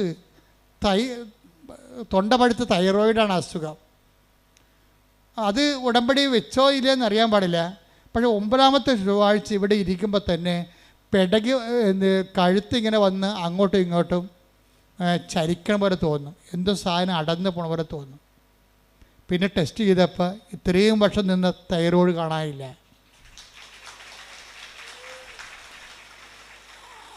അപ്പോഴവർക്ക് പിന്നെ അവരുടെ വിശ്വാസം പെരുകിയില്ലേ. അവരുടെ വീട്ടിൽ ചേടത്തിയോ ഉണ്ട് ആണെന്നത്. അപ്പോൾ അവർക്ക് നടക്കാൻ പാടില്ല. അവർ കുണ്ടളം കാഴ്ച കിടക്കുന്ന പോലെ അവരുടെ വെരിക്കോസ് ഇങ്ങനെ കറുത്ത് ഇങ്ങനെ കഷ്ണം പോലെ തൂങ്ങുകയാണ്. ഭയങ്കര വേദന. അപ്പോൾ ഇവരെന്നാ ചെയ്യണത്, ഇവർക്ക് തന്നെ പ്രേക്ഷിത ശക്തി കിട്ടി. നിങ്ങളുടെ പേഴ്സണൽ എംപവറിങ്ങിന് വേണ്ടിയാണ് നിങ്ങളുടെ കൂടെ ഈ പത്രം പ്രേക്ഷിത പ്രവർത്തനമായിട്ട് കൊടുക്കുന്നത്. അപ്പം മിഥുൻ എന്നോട് പറഞ്ഞ് ഇവിടെ സാക്ഷ്യം പറഞ്ഞാൽ എന്തറിയാവോ, ഈ പത്രം നിങ്ങളെ കൊടുക്കണത് ഇവിടെ പറയണ പോലെ ഞാനും എൻ്റെ അപ്പനും കൊടുക്കണത്. നിങ്ങളിവിടെ പറയണത് പള്ളിയിൽ കൊണ്ടേ കൊടുക്കുക, അല്ലെങ്കിൽ വേറെ എവിടെയും ഓട്ടോറിക്ഷക്കാർക്ക് കൊടുക്കുകയല്ലേ. ഞങ്ങളങ്ങനെയല്ലേ ചെയ്യണത്. ഞാനും അപ്പനും കൂടി പത്രം കൊണ്ട് പോകും. അപ്പം പുറകെ ഇരിക്കും, ഞാൻ ബൈക്ക് ഓടിക്കും. എന്നിട്ട് ഞങ്ങൾ ഓരോ വീട്ടിലും പോയിട്ട് ഓരോ അത്ഭുതവും പറയും. ഇപ്പം ഇതിനപ്പുറം ചെയ്യണത് എന്താണ്? അവർ ബൈക്കൊക്കെ കയറി, മകൻ ബൈക്ക് ഓടിക്കും, അപ്പം പുറകെ ഇരിക്കും. ജോലിയും പോയി, എല്ലാം പോയി, കടത്തിലായി പ്രയാസപ്പെട്ട് ജീവിക്കുകയാണ്. പക്ഷേ അവരവരുടെ വിശ്വാസത്തിന് വിളക്ക് പിന്നെ എണ്ണ ഒഴിച്ച് കത്തിച്ചുകൊണ്ടിരിക്കും. എന്നിട്ട് ഓരോ വീട്ടിൽ ചെന്നുവെച്ചും അവരോട് പറയും, ഇന്നലെ കൃപാസനത്തിൽ ഇന്ന അത്ഭുതം നടന്ന്. എന്നിട്ട് ഇവൻ അതിൻ്റെ സ്റ്റാറ്റസ് എടുത്തിടും. കൃപാസനത്തിൽ നടന്ന് ഏറ്റവും നല്ല അത്ഭുതം നോക്കിയിട്ട് സന്നദ്ധൻ എടുത്തിട്ട് സ്റ്റാറ്റസ് എടുത്തിടും. അതെല്ലാവർക്കും ഷെയർ ചെയ്യും. അപ്പോൾ ഇത് രണ്ടും കൽപ്പിച്ച് ദൈവത്തിന് വേണ്ടി അങ്ങോട്ട് ജീവിക്കുകയാണ്. ദൈവത്തിന് വേണ്ടി ജീവിക്കുകയാണ്. അമ്മ ഇവിടെ പ്രത്യക്ഷപ്പെട്ടതിൻ്റെയും അതനുസരിച്ചുകൊണ്ട് മനുഷ്യൻ്റെ കണ്ണുനീരൊപ്പിയെടുത്തുകൊണ്ട് അവനെ ആശ്വസിപ്പിക്കാൻ പോകുന്ന സദ്വാർത്ത നിങ്ങളുടെ അനുഭവങ്ങളിലൂടെ മറ്റുള്ളവർ കൈമാറേണ്ടതാണ്. അത് ആത്മാർത്ഥമായിട്ട് ചെയ്യാം, പേടിച്ചൊക്കെ ചെയ്യാൻ പറ്റും. അപ്പോൾ ആത്മാർത്ഥമായിട്ട് ചെയ്യണത് സംബന്ധിച്ചിടത്തോളം ദൈവവും അവൻ്റെ കാര്യത്തിൽ അതേപോലെ തന്നെ കമ്പനിയിൽ പോയി, വിളിക്കാത്ത കമ്പനി, കിട്ടാത്ത ജോലിക്ക് അവനെ മാത്രം വിളിപ്പിക്കാൻ വേണ്ടി അമ്മ പോയി കാത്തു നിൽക്കാൻ അവിടെ. ദൈവം അതുപോലെ എൻ്റെ അപ്പുറത്തും ചെയ്യുന്ന ആളാണെന്ന് ഈ കുരിശുരൂപം കാണുമ്പോൾ ഏത് കഴുതക്കും മനസ്സിലാവും. കുരിശുരൂപം, ഞാൻ എന്താ കുരിശുരൂപം എങ്ങനെ വെച്ചിരിക്കണത്? എൻ്റെ ജീവിതത്തിൻ്റെ ഒരു ആവേശമാണ്. എന്താണ്? ദൈവം നിന്നെ വീണ്ടെടുക്കാൻ, നീ ഒറ്റ ആളാണെങ്കിൽ പോലും നിന്നെ വീണ്ടെടുക്കാൻ ദൈവം ഏതറ്റം വരെയും പോകും എന്നുള്ളതിൻ്റെ അല്ലേ കുരിശുരൂപം നമ്മളെ പഠിപ്പിക്കുന്ന പാഠം എന്ന് പറയുന്നത്. ദൈവസ്നേഹത്തിൻ്റെ ഏറ്റവും തുറന്നൊരു വായനാ പുസ്തകമാണ് കുരിശുരൂപം. അതുപോലെ അത് കണ്ട് മനസ്സിലാക്കിയിട്ടല്ലേ നമ്മൾ വിഷമമുള്ളവൻ ദൈവത്തിൽ ആശ്രയിക്കണത്. പക്ഷെ അത് ആശ്രയം സത്യസന്ധമാണെന്ന് ദൈവത്തിന് തോന്നണം. അതാണ് പ്രശ്നം. ആശ്രയം സത്യസന്ധമാണെന്ന് ദൈവത്തിന് തോന്നിക്കഴിഞ്ഞാൽ പിന്നെ നിങ്ങൾക്ക് തിരിഞ്ഞു നോക്കേണ്ടി വരത്തില്ല. രാധമ്മ എന്താ ചെയ്യണത്? രാധമ്മ എല്ലാ വീട്ടിലും ഇതുപോലെ പാവപ്പെട്ടവളാണേ, അവളില്ലാത്ത ഭക്ഷണം ഉണ്ടാക്കി വീടുകളിലൊക്കെ രോഗികളെല്ലാം കൊടുക്കും. എന്നിട്ട് കൃപാസനം മാതാവിനെക്കുറിച്ച് അവരോട് സംസാരിക്കും. സങ്കടം വരുന്ന എല്ലാ മനുഷ്യരോടും പരിഹാരമായിട്ട് രാധമ്മ പറയണത് കൃപാസനം മാതാവിനെക്കുറിച്ചും അവൾക്കുണ്ടായിരുന്ന അനുഭവമാണ് പറയണത്. അത് പറഞ്ഞ് അവസാനം അങ്ങനെ സുവിശേഷം കൈമാറാൻ വേണ്ടി ആഗ്രഹിക്കുന്നവനെ ദൈവം അടയാളം കൊടുക്കും. അടയാളം അത്ഭുതം പറയുന്നത് അങ്ങനെയാണ്. അല്ല വെറുതെ കുത്തിയിരുന്ന അടയാളം കൊണ്ട് അത്ഭുതം ഉണ്ടാകത്തില്ല. Take the word of God. Roma 15:18 എടുത്തേ. റോമ 15:18.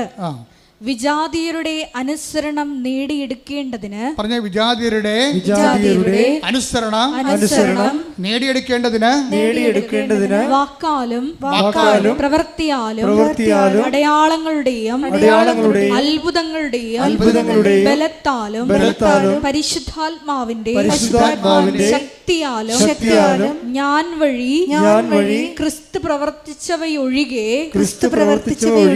ഒന്നിനെക്കുറിച്ചും സംസാരിക്കാൻ ഞാൻ തുനിയുകയില്ല. അതാണ് അപ്പോസ്തലിക പ്രഭാഷണം എന്ന് പറയണത്. വേറെ ഒന്നിനെക്കുറിച്ചും പറയത്തില്ല. അതായത് സുവിശേഷ കൈമാറ്റത്തിന് ഒരു മീറ്റർ ഉണ്ട്. എന്താ അതിന്റെ മീറ്റർ? എന്താണ്? ഒന്നിന് വായിച്ചേ. വിജാതീയരുടെ അനുസരണം നേടിയെടുക്കേണ്ടതിന് അവന് വിശ്വാസം നേടിയെടുക്കണം. അവൻ വചനത്തെ വിശ്വസിക്കണം, വചനത്തെ അനുസരിക്കണം. അനുസരണം നേടിയെടുക്കണമെങ്കിൽ എന്ത് ചെയ്യണം? വിജാതിയുടെ അനുസരണം നേടിയെടുക്കാൻ വേണ്ടി ഞാൻ എന്ത് ചെയ്യണം? വായിച്ചോളൂ. വാക്കാലും പ്രവൃത്തിയാലും. വാക്കും പ്രവൃത്തിയും ഉടമ്പടിയാണത്. അടയാളങ്ങളുടെയും അത്ഭുതങ്ങളുടെയും ബലത്താലും പരിശുദ്ധാത്മാവിന്റെ ശക്തിയാലും ഞാൻ വഴി ക്രിസ്തു പ്രവർത്തിച്ചവയൊഴികെ ഒന്നിനെക്കുറിച്ചും സംസാരിക്കാൻ ഞാൻ തുനിയുകയില്ല. അപ്പൊ ഞാൻ വഴി ക്രിസ്തു പ്രവർത്തിച്ച ഇല്ലെങ്കിൽ നിങ്ങൾ ഉടമ്പടിയിലല്ല. ഒരാൾ ഉടമ്പടിയിലാണോ ഇല്ലെന്ന് നമുക്ക് എങ്ങനെ അറിയാൻ പറ്റുമെന്ന് വെച്ചാൽ അവർ വഴി ക്രിസ്തു പ്രവർത്തിക്കണം. എങ്ങനെ ക്രിസ്തു പ്രവർത്തിക്കേണ്ടത് എങ്ങനെയാണ്? ഇപ്പം രാധമ്മയുടെ കാര്യം എടുക്കുക. എന്താണ്? ഈ കുണ്ടളം കാച്ചക്കണ പോലെ വേരിക്കോസ് മൊത്തം കറുത്ത് ഇരിക്കുകയാണ്. രാധ എന്താ പറയണത്? രാധ പോയി ഉടമ്പടി ഉപ്പും ഉടമ്പടി തൈലവും കൊണ്ടുവന്നിട്ട് ഈ കാലിൽ അങ്ങോട്ട് തേച്ച് കൊടുക്കും. 10-12 കൊല്ലമായ വേരിക്കോസാണേ. കാലന്നിട്ട് മരവിച്ചിട്ട് കഴച്ചിട്ട് തലയെ വെച്ചിട്ട് കിടന്ന നിലയും പിടിച്ച് കിടന്ന് ഉറങ്ങണ വ്യക്തിയാണ്. വേറെ ആരുമല്ല അവിടെ ചെന്നിരിക്കണത്, ഇവർ മാത്രം. ഈ പാവപ്പെട്ട ചേച്ചി ഈ ഉടമ്പടി തൈലം ഉപ്പ് എടുത്തിട്ടുണ്ട് അവരുടെ കാലെ പെട്ടി കൊടുക്കും. വിശ്വപ്രമാണം ചൊല്ലി 3-ാം ദിവസം ഇത് പുതിയ കാല് പോലെ അങ്ങോട്ട് ഇരിക്കും. ഹല്ലേലൂയ. ഇപ്പം ആരാണ് രാധ വഴി ക്രിസ്തു പ്രവർത്തിക്കാൻ, ക്രിസ്തുവിന് പ്രവർത്തിക്കാൻ ആഗ്രഹമുണ്ട്. എല്ലാവരിലൂടെയും പ്രവർത്തിക്കാൻ ആഗ്രഹമുണ്ട്. എല്ലാവരിലൂടെയും ക്രിസ്തുവിന് അടയാളം നൽകാൻ ആഗ്രഹമുണ്ട്. എല്ലാവരുടെയും ക്രിസ്തുവിന് അത്ഭുതങ്ങൾ നൽകാൻ ആഗ്രഹമുണ്ട്. എല്ലാവരെയും ക്രിസ്തുവിൽ മറ്റുള്ള മനുഷ്യരുടെ വിശ്വാസത്തെ കൊണ്ടുവരാൻ ആഗ്രഹമുണ്ട്. ഈ കുണ്ടളം കാഴ്ച കിടക്കുന്ന സംഭവങ്ങൾ മാറിക്കഴിഞ്ഞപ്പോൾ രാധമ്മയെടുത്ത് വേറെ ഒരു ചെടുത്തി വന്നിട്ടും പറഞ്ഞു, അവർ വേലക്ക് പോണ ജോലിക്ക് പോണ വീട്ടിലെ ചെടുത്തി പറഞ്ഞു, രാധമ്മേ ഒരു സമാധാനമില്ല, ഭയങ്കര പണവും ഭയങ്കര വസ്തുക്കളുള്ള കുടുംബമാണ്. രാധമ്മ പറഞ്ഞ അമ്മ കേൾക്കുമല്ല, ഞങ്ങൾ 16 കൊല്ലമായിട്ട് ഇവിടുത്തെ ഒരു 3 സെൻറ്റ് സ്ഥലത്തിന് വേണ്ടി പാകുടമ്പടി നടക്കാതെ കോടതി കേസ് നടക്കുകയാണ്. 16 കൊല്ലമായിട്ടേ 16 കൊല്ലമായിട്ട് ഈ കുടുംബത്തിൽ 8 കുടുംബമാറ്റേ ഉണ്ട്. അവിടെ പാകുടമ്പടിക്ക് 16 കൊല്ലമായിട്ട് കേസുണ്ട്. 3 സെൻറ്റ് സ്ഥലത്തിന് വേണ്ടിയുള്ള തർക്കത്തിലാണ് കേസ് പോണത്. അപ്പോൾ കോടതിയിലാണ് വിഷയം. അപ്പോൾ ഈ വിഷയം രാധമ്മയോട് പറയും, രാധികയോട് പറയും. അപ്പോൾ ഇവരെന്ത് ചെയ്യും? ഇവർ നേരെ പള്ളിയിൽ പോയിരിക്കും. എന്താ പറയും, ചേച്ചി വിഷമിക്കേണ്ട ആവശ്യമില്ല, ഞാനത് അമ്മയോട് പറഞ്ഞോളാം. കുറച്ച് കഴിഞ്ഞപ്പോൾ ഒരു 3 മണിക്കൂർ കഴിഞ്ഞപ്പോൾ ചേട്ടത്തി വിളിച്ചിട്ട് പറഞ്ഞ്, രാധമ്മ എല്ലാ പ്രശ്നവും തീർന്ന്, മജിസ്ട്രേറ്റ് വന്നിട്ടുണ്ടായിരുന്നു, നിന്നളന്നിട്ട് എല്ലാം തിരിച്ചു, പ്രശ്നം തീർന്നു, ഇനി ഞാൻ വീട്ടിലോട്ട് പോവുകയാണ്, നീ അങ്ങോട്ട് വരാൻ പറയും. പെട്ടെന്നാണ്, എന്ത് സ്പീഡാണെന്ന് നോക്കിയേ. 16 കൊല്ലമാണ് 16 സെക്കൻഡ് കൊണ്ട് തീർക്കണത്. ഇതാരാ തീർക്കണത്? ഒരു പാവപ്പെട്ട ലേഡിയെ ദൈവം ഉപയോഗിക്കുകയാണ്. ആര് സത്യമായി വിശ്വസിക്കുന്നുവോ, ആര് ബോധ്യപ്പെട്ട് കർത്താവിന് വേണ്ടി വേറെ ചെയ്യുന്നുവോ, ആര് ക്രിസ്തുവിനെ കൈമാറാൻ തയ്യാറാകുന്നുവോ, അവരിലൂടെ ദൈവം പ്രവർത്തിക്കും. അപ്പം നിങ്ങളുടെ ഓരോ നിങ്ങളുടെ ഓരോ പ്രേക്ഷിത പ്രവർത്തനങ്ങളും കഴിയുമ്പോൾ നിങ്ങൾ എംപവറിങ്ങിലാണ്, പവർ ചെയ്യുകയാണ്. ദൈവം നിങ്ങളെ പവർ ചെയ്യുകയാണ്. നിങ്ങൾ കർത്താവിന് കൈമാറുന്ന ആളാണെന്ന് കണ്ടാൽ ഉടനെ ദൈവം നിങ്ങൾക്ക് അടയാളം തരാൻ തുടങ്ങും. അടയാളം, അത്ഭുതങ്ങൾ, പരിശുദ്ധാത്മാവിൻ്റെ നിറവുകൾ. അവരാണ് അവസാനം പറയണത്, ദൈവത്തെ കണ്ടുകൊണ്ട് ഞാൻ ഈ ഉടമ്പടിയിൽ ജീവിക്കുകയാണ്, ഇനിയും ഞാൻ മരണം വരെ ഉടമ്പടി തന്നെ ജീവിക്കും. എന്താ കാര്യം? ദൈവത്തെ തൊടാൻ പറ്റുന്ന ഒരു വഴികളിലൂടെയാണ് അവർ ജീവിതത്തിൽ സഞ്ചരിച്ചുകൊണ്ടിരിക്കുന്നത്. നിങ്ങൾ ഉടമ്പടിയിലായിരിക്കുന്നവരെ ഉടമ്പടിയെ നീതീകരിക്കണം. നിങ്ങളുടെ പ്രവർത്തനങ്ങൾ കൊണ്ട് അതിനെ സാധൂകരിച്ചുകൊണ്ട് സുവിശേഷത്തിൻ്റെ ശക്തരായ വക്താക്കളായി മാറാൻ വേണ്ടി ദൈവം നിങ്ങൾ അഭിഷേകം ചെയ്യട്ടെ. സ്തുതിക്കട്ടെ. ഹല്ലേലൂയ, ഹല്ലേലൂയ, ഹല്ലേലൂയ, ഹല്ലേലൂയ. ഹല്ലേലൂയ, ഹല്ലേലൂയ, യേശുവേ ആരാധന, ആരാധന, ആരാധന. ഹല്ലേലൂയ, ഹല്ലേലൂയ, ഹല്ലേലൂയ. യേശുവേ നന്ദി. ഹല്ലേലൂയ, ആരാധന, ആരാധന,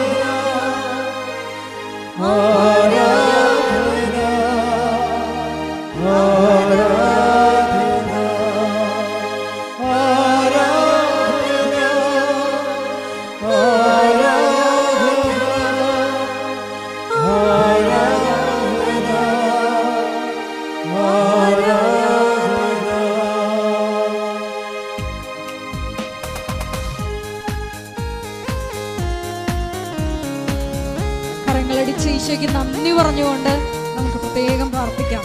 വചനത്താലും അഭിഷേകത്താലും നമ്മളെ ധന്യരാക്കി അവിടുത്തെ സ്നേഹത്തിന്, ദൈവപിതാവിന്റെ സ്നേഹത്തിന് നന്ദി പറയാം.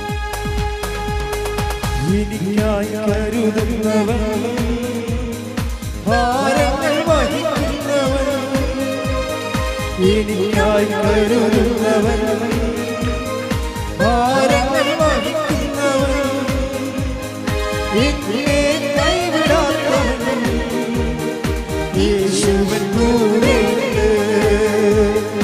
എന്നെ കൈവിടാത്തവൻ, യേശുവൻ കൂടെയുണ്ട്. പരീക്ഷ എന്നെ ദൈവം അനുവദിച്ച പരിഹാരമെനിക്കാൻ കരുതിയിട്ടുണ്ട്. പരീക്ഷ എന്നെ ദൈവം അനുവദിച്ച പരിഹാരമെനിക്കാൻ കരുതിയിട്ടുണ്ട്. എന്തിനെന്ന് ചോദിക്കില്ല ഞാൻ, എന്റെ നന്മയ്ക്കായി അറിയുന്നു ഞാൻ. എന്തിനെന്ന് ചോദിക്കില്ല ഞാൻ, എന്റെ നന്മയ്ക്കായി അറിയുന്നു ഞാൻ. എനിക്കായി കരുതുന്നവൻ, ഭാരങ്ങൾ വഹിക്കുന്നവൻ, എന്നെ കൈവിടാത്തവൻ, യേശു യേശുവിൻ കൂടെയുണ്ട്.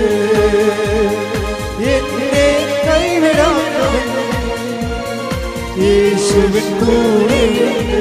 സ്തുതിക്കട്ടെ. ഹല്ലേലൂയ ഹല്ലേലൂയ ഹല്ലേലൂയ ഹല്ലേലൂയ. മഹത്വം മഹത്വം. ആരാധന ആരാധന. ഹല്ലേലൂയ ഹല്ലേലൂയ. ആരാധന അത്ഭുതങ്ങളാലും അടയാളങ്ങളാലും നമ്മുടെ വിശ്വാസ സമൂഹത്തിന്റെ വിശ്വാസത്തെ വീണ്ടും വീണ്ടും സ്ഥിരീകരിക്കണമേ എന്ന് പ്രാർത്ഥിക്കുന്നു. ലോകത്തിന്റെ മുമ്പിൽ വെളിച്ചമായി പ്രശോഭിക്കുവാൻ യേശുവേ ഞങ്ങളെ തിരഞ്ഞെടുത്ത അഭിഷേകം ചെയ്യണമേ. നിന്റെ സ്വന്തമാക്കി ഞങ്ങളെ മാറ്റണമേ. ഹല്ലേലൂയ ഹല്ലേലൂയ. മഹത്വം മഹത്വം. ആരാധന ആരാധന. ഹല്ലേലൂയ. യേശുവേ നന്ദി. യേശുവേ ആരാധന. മഹത്വം മഹത്വം. ദൈവമെനിക്കനുകൂലം അതു നന്നായി അറിയുന്നു ഞാൻ. ദൈവമെനിക്കനുകൂലം അതു നന്നായി അറിയുന്നു ഞാൻ. ദൈവമനുകൂലമെങ്കിൽ ആരെനിക്കെതിരായി? ദൈവമനുകൂലമെങ്കിൽ ആരെനിക്കെതിരായി? പരീക്ഷ എന്നത് അനുവദിച്ചാൽ പരിഹാരം എനിക്കാൻ കരുതിട്ടുണ്ട്. പരീക്ഷ എന്നത് അനുവദിച്ചാൽ പരിഹാരം എനിക്കാൻ കരുതിട്ടുണ്ട്. എന്തിനെന്ന് ചോദിക്കില്ല ഞാൻ, എന്റെ നന്മയ്ക്കായെന്നറിയുന്നു ഞാൻ. എന്തിനെന്ന് ചോദിക്കില്ല ഞാൻ, എന്റെ നന്മയ്ക്കായെന്നറിയുന്നു ഞാൻ. എന്തിനെന്ന് ചോദിക്കില്ല ഞാൻ, എന്റെ നന്മയ്ക്കായെന്നറിയുന്നു ഞാൻ. ഹല്ലേലൂയ ഹല്ലേലൂയ ഹല്ലേലൂയ. യേശുവേ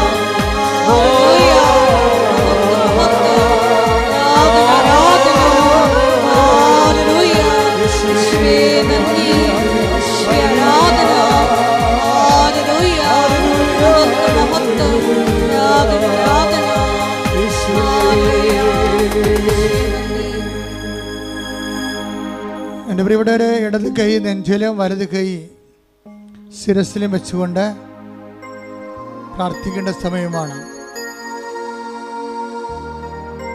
കർത്താവ് അടിപ്പുഴ പോലെ വൈദ്യാഘാതം പോലെ ദൈവികമായ ശക്തി ഉച്ച മുതൽ ഉള്ളംകാല് വരെ നിങ്ങളുടെ ആന്തരിക അവയവങ്ങളിലും നിങ്ങളുടെ ബാഹ്യസ്ഥലങ്ങളിലും കർത്താവിൻ്റെ കൃപയാൽ സ്നാനപ്പെടുന്ന വലിയ സമയമാണ്. ശ്രദ്ധിക്കട്ടെ. ഹല്ലേലൂയ ഹല്ലേലൂയ ഹല്ലേലൂയ. ശ്രദ്ധിക്കട്ടെ. ഹല്ലേലൂയ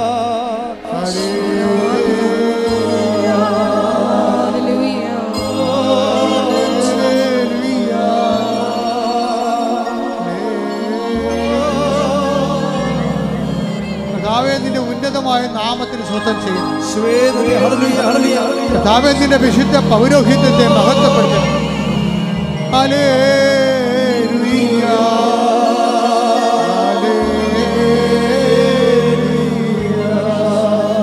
കർത്താവേ, നിന്റെ തിരുമുറുമാർന്ന വലതുകരം ഓരോ മകന്റെ മേലും ഓരോ മകളുടെ മേലും വെക്കണമേ. ശ്രദ്ധിക്കട്ടെ. ഹല്ലേലൂയ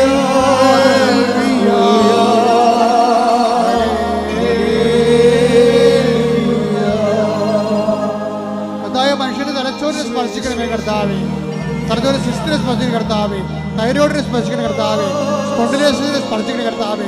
തൈറോയിഡിനെ സ്പർശിക്കണമേ കർത്താവേ. ടിപ്പലിനെ സ്പർശിക്കണം കർത്താവേ. നെഞ്ചിനെ സ്പർശിക്കണമേ കർത്താവേ. ശ്വാസകോശങ്ങളെ സ്പർശിക്കണമേ കർത്താവേ. ശ്വാസകോശങ്ങളെ സ്പർശിക്കണം കർത്താവേ. ദൈവത്തിന്റെ ശക്തി, ദൈവത്തിന്റെ ശക്തി, ദൈവത്തിന്റെ കരുണ മക്കളിലേക്ക് ആവശ്യിക്കട്ടെ. യേശു ക്രിസ്തുവിന്റെ നാമത്തിൽ സൗഖ്യം പ്രാപിക്കട്ടെ. ഹല്ലേലൂയ ഹല്ലേലൂയ ഹല്ലേലൂയ.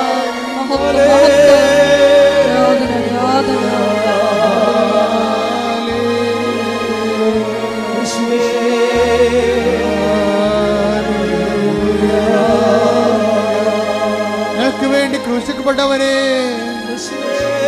ഞങ്ങൾക്ക് വേണ്ടി തിരുവിലാവിൽ മുറിവേറ്റവനെ, ഞങ്ങൾക്ക് വേണ്ടി തിരുമുറിവാർന്ന് അണിപ്പഴുതാർന്ന് വലത് കരത്താൽ സ്പർശിക്കണമേ. ഞങ്ങൾക്ക് വേണ്ടി ക്രൂശിക്കപ്പെട്ടവനെ, ഞങ്ങൾക്ക് വേണ്ടി തിരുവിലാവിൽ മുറിവേറ്റവനെ, എന്റെ വലത് കരത്താൽ, എന്റെ ആണിപ്പഴുതാർന്ന വലത് കരത്താൽ കർത്താവേ അങ്ങയുടെ മക്കളെ സ്പർശിക്കണമേ. ഓൺലൈനിൽ പ്രാർത്ഥിക്കുന്നവര്, തീർത്ഥാടനത്തിൽ പ്രാർത്ഥിക്കുന്നവര്, കർത്താവേ നിന്റെ അത്ഭുത കരത്താൽ അടിപ്പിടർ പോലെ, കർത്താവിന്റെ അത്ഭുത കരത്താൽ അടിപ്പിടർ പോലെ വൈദാക്കാലം പോലെ ദൈവികമായ ശക്തി ഒഴുകട്ടെ. യേശു ക്രിസ്തുവിന്റെ ഉന്നതമായ നാമത്തിൽ ദൈവികമായ ശക്തി ഒഴുകട്ടെ. യേശു ക്രിസ്തുവിന്റെ ഉന്നതമായ നാമത്തിൽ ദൈവികമായ ശക്തി ഒഴുകട്ടെ. ഓരോ കോശങ്ങളിലും ദൈവികമായ ശക്തി ഒഴുകട്ടെ. ഓരോ പേശികളിലും ദൈവികമായ ശക്തി ഒഴുകട്ടെ. കൊച്ചു മുതൽ ഉള്ളംകാൽ വരെ കർത്താവിന്റെ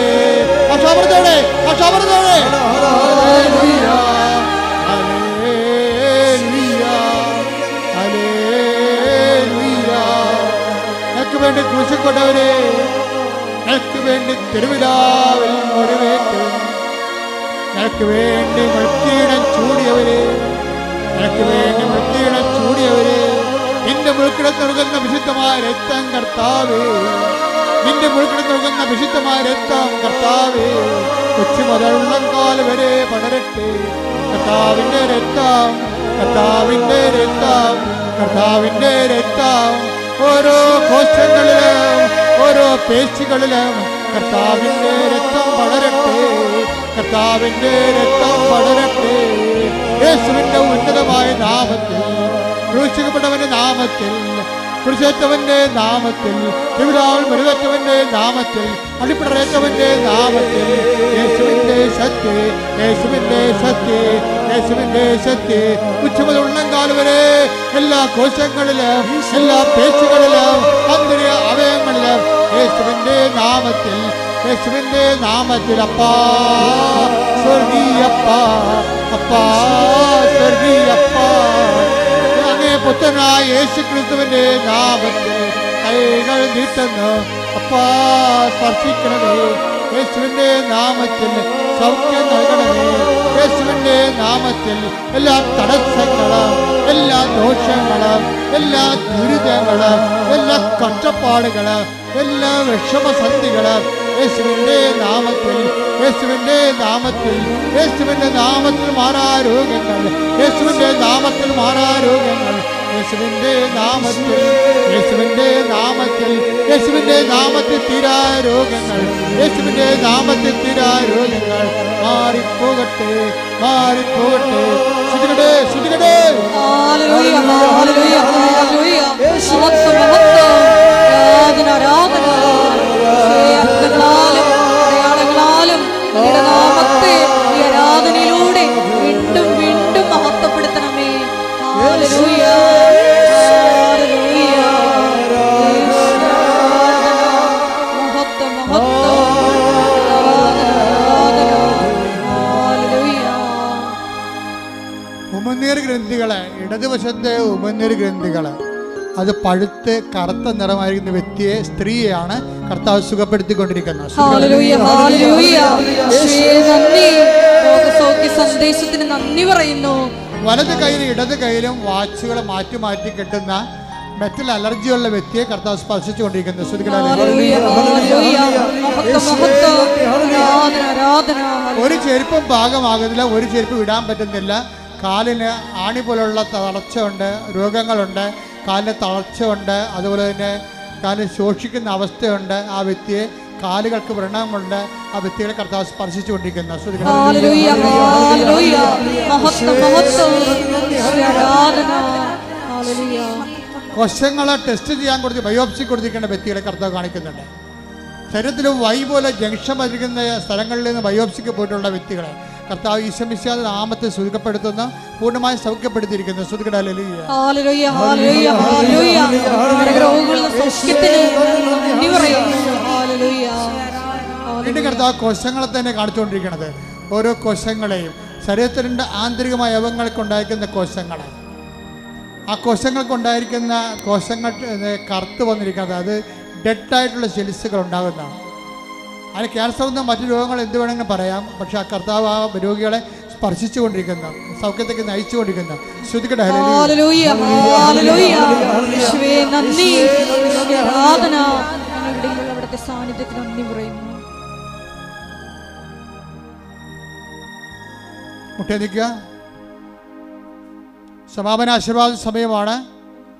ദൈവമാതാവിന്റെ മധ്യസ്ഥയിലെ ദിവ്യാരണി സന്നിധിയിൽ സമർപ്പിച്ച് കിട്ടിയ എല്ലാ രോഗസൗഖ്യങ്ങൾക്കും നന്ദി പറഞ്ഞുകൊണ്ട് നമുക്കൊരു നിമിഷം ദിവ്യാരണി സന്നിധിയിലായിരിക്കാം. ഞാനല്ലാതെ മറ്റൊരു ദൈവം ഉണ്ടാകരുതെന്ന് വലിയ വചന വെളിപാട് നൽകിയതിന് നന്ദി പറയുന്നു. ഈശോയെ, ഏത് ജീവിത സാഹചര്യങ്ങളിലും ക്ലേശ സമയങ്ങളിലും നീയാണ് കർത്താവ് എന്ന് ഉറക്കെ പ്രഖ്യാപിച്ച് ജീവിത സാക്ഷ്യം നൽകുവാൻ ഈ ആരാധനയിലൂടെ ഞങ്ങളെ തിരഞ്ഞെടുത്ത് അഭിഷേകം ചെയ്യണമേ എന്ന് ഒരു നിമിഷം ഞങ്ങൾ പ്രാർത്ഥിക്കുന്നു. ഞങ്ങളുടെ കൃപാവര പ്രവൃത്തികളിലൂടെയും സാക്ഷ്യ ജീവിതത്തിലൂടെയും ഞങ്ങളുടെ വെളിച്ചം മറ്റുള്ളവർക്ക്, നീയാകുന്ന ക്രിസ്തുവിൻ്റെ വെളിച്ചം മറ്റുള്ളവർക്ക് പകർന്നു കൊടുക്കുവാൻ ഞങ്ങളെ അഭിഷേകം ചെയ്യണമേ എന്ന് പ്രാർത്ഥിച്ചുകൊണ്ട് ശിരസ് നമിച്ച് നമുക്ക് ദിവ്യകാരുണ്യനാഥൻ്റെ ആശീർവാദം സ്വീകരിക്കാം.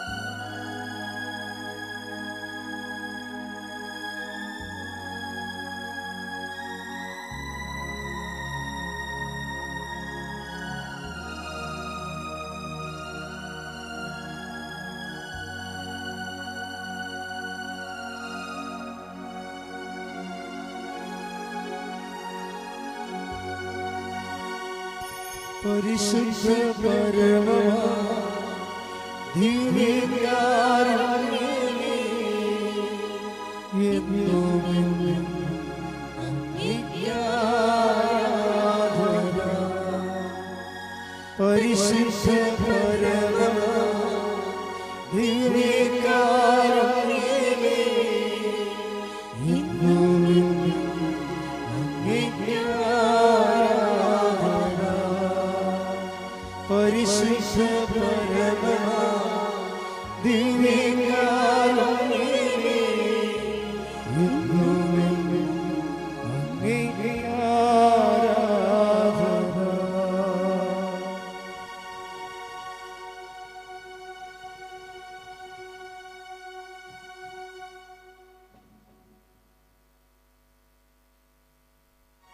ആവേ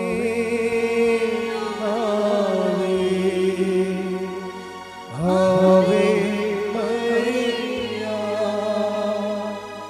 ആവേ ആവേ ആവേ മരിയ. ഒക്ടോബർ 26-ാം തീയതിയാണ് ജപമാല റാലി. എല്ലാ ദിവസവും ജപമാല റാലിയുടെ സുരക്ഷിതവും വിജയത്തിനു വേണ്ടി പ്രാർത്ഥിക്കേണ്ടതാണ്. വ്യാഴാഴ്ച ദിവസം അച്ഛൻ ഇവിടെ ഉണ്ടാവാത്ത ദിവസമാണ്. വ്യാഴാഴ്ചയും ഞായറാഴ്ചയും കൗൺസിലിംഗ്, അച്ഛൻ്റെ കൗൺസിലിംഗ് ഇല്ല. അച്ഛൻ കാണാൻ വേണ്ടി മാത്രം ഉദ്ദേശിച്ച് വരുന്ന മക്കളെ, രോഗികൾ, ഗുരുതരമായ രോഗികളെ ഓഫീസിൽ നേരത്തെ ചോദിച്ചിട്ട് അച്ഛൻ ഉണ്ടോ ഇല്ലയെന്ന് ഉറപ്പ് വരുത്തേണ്ടതാണ്.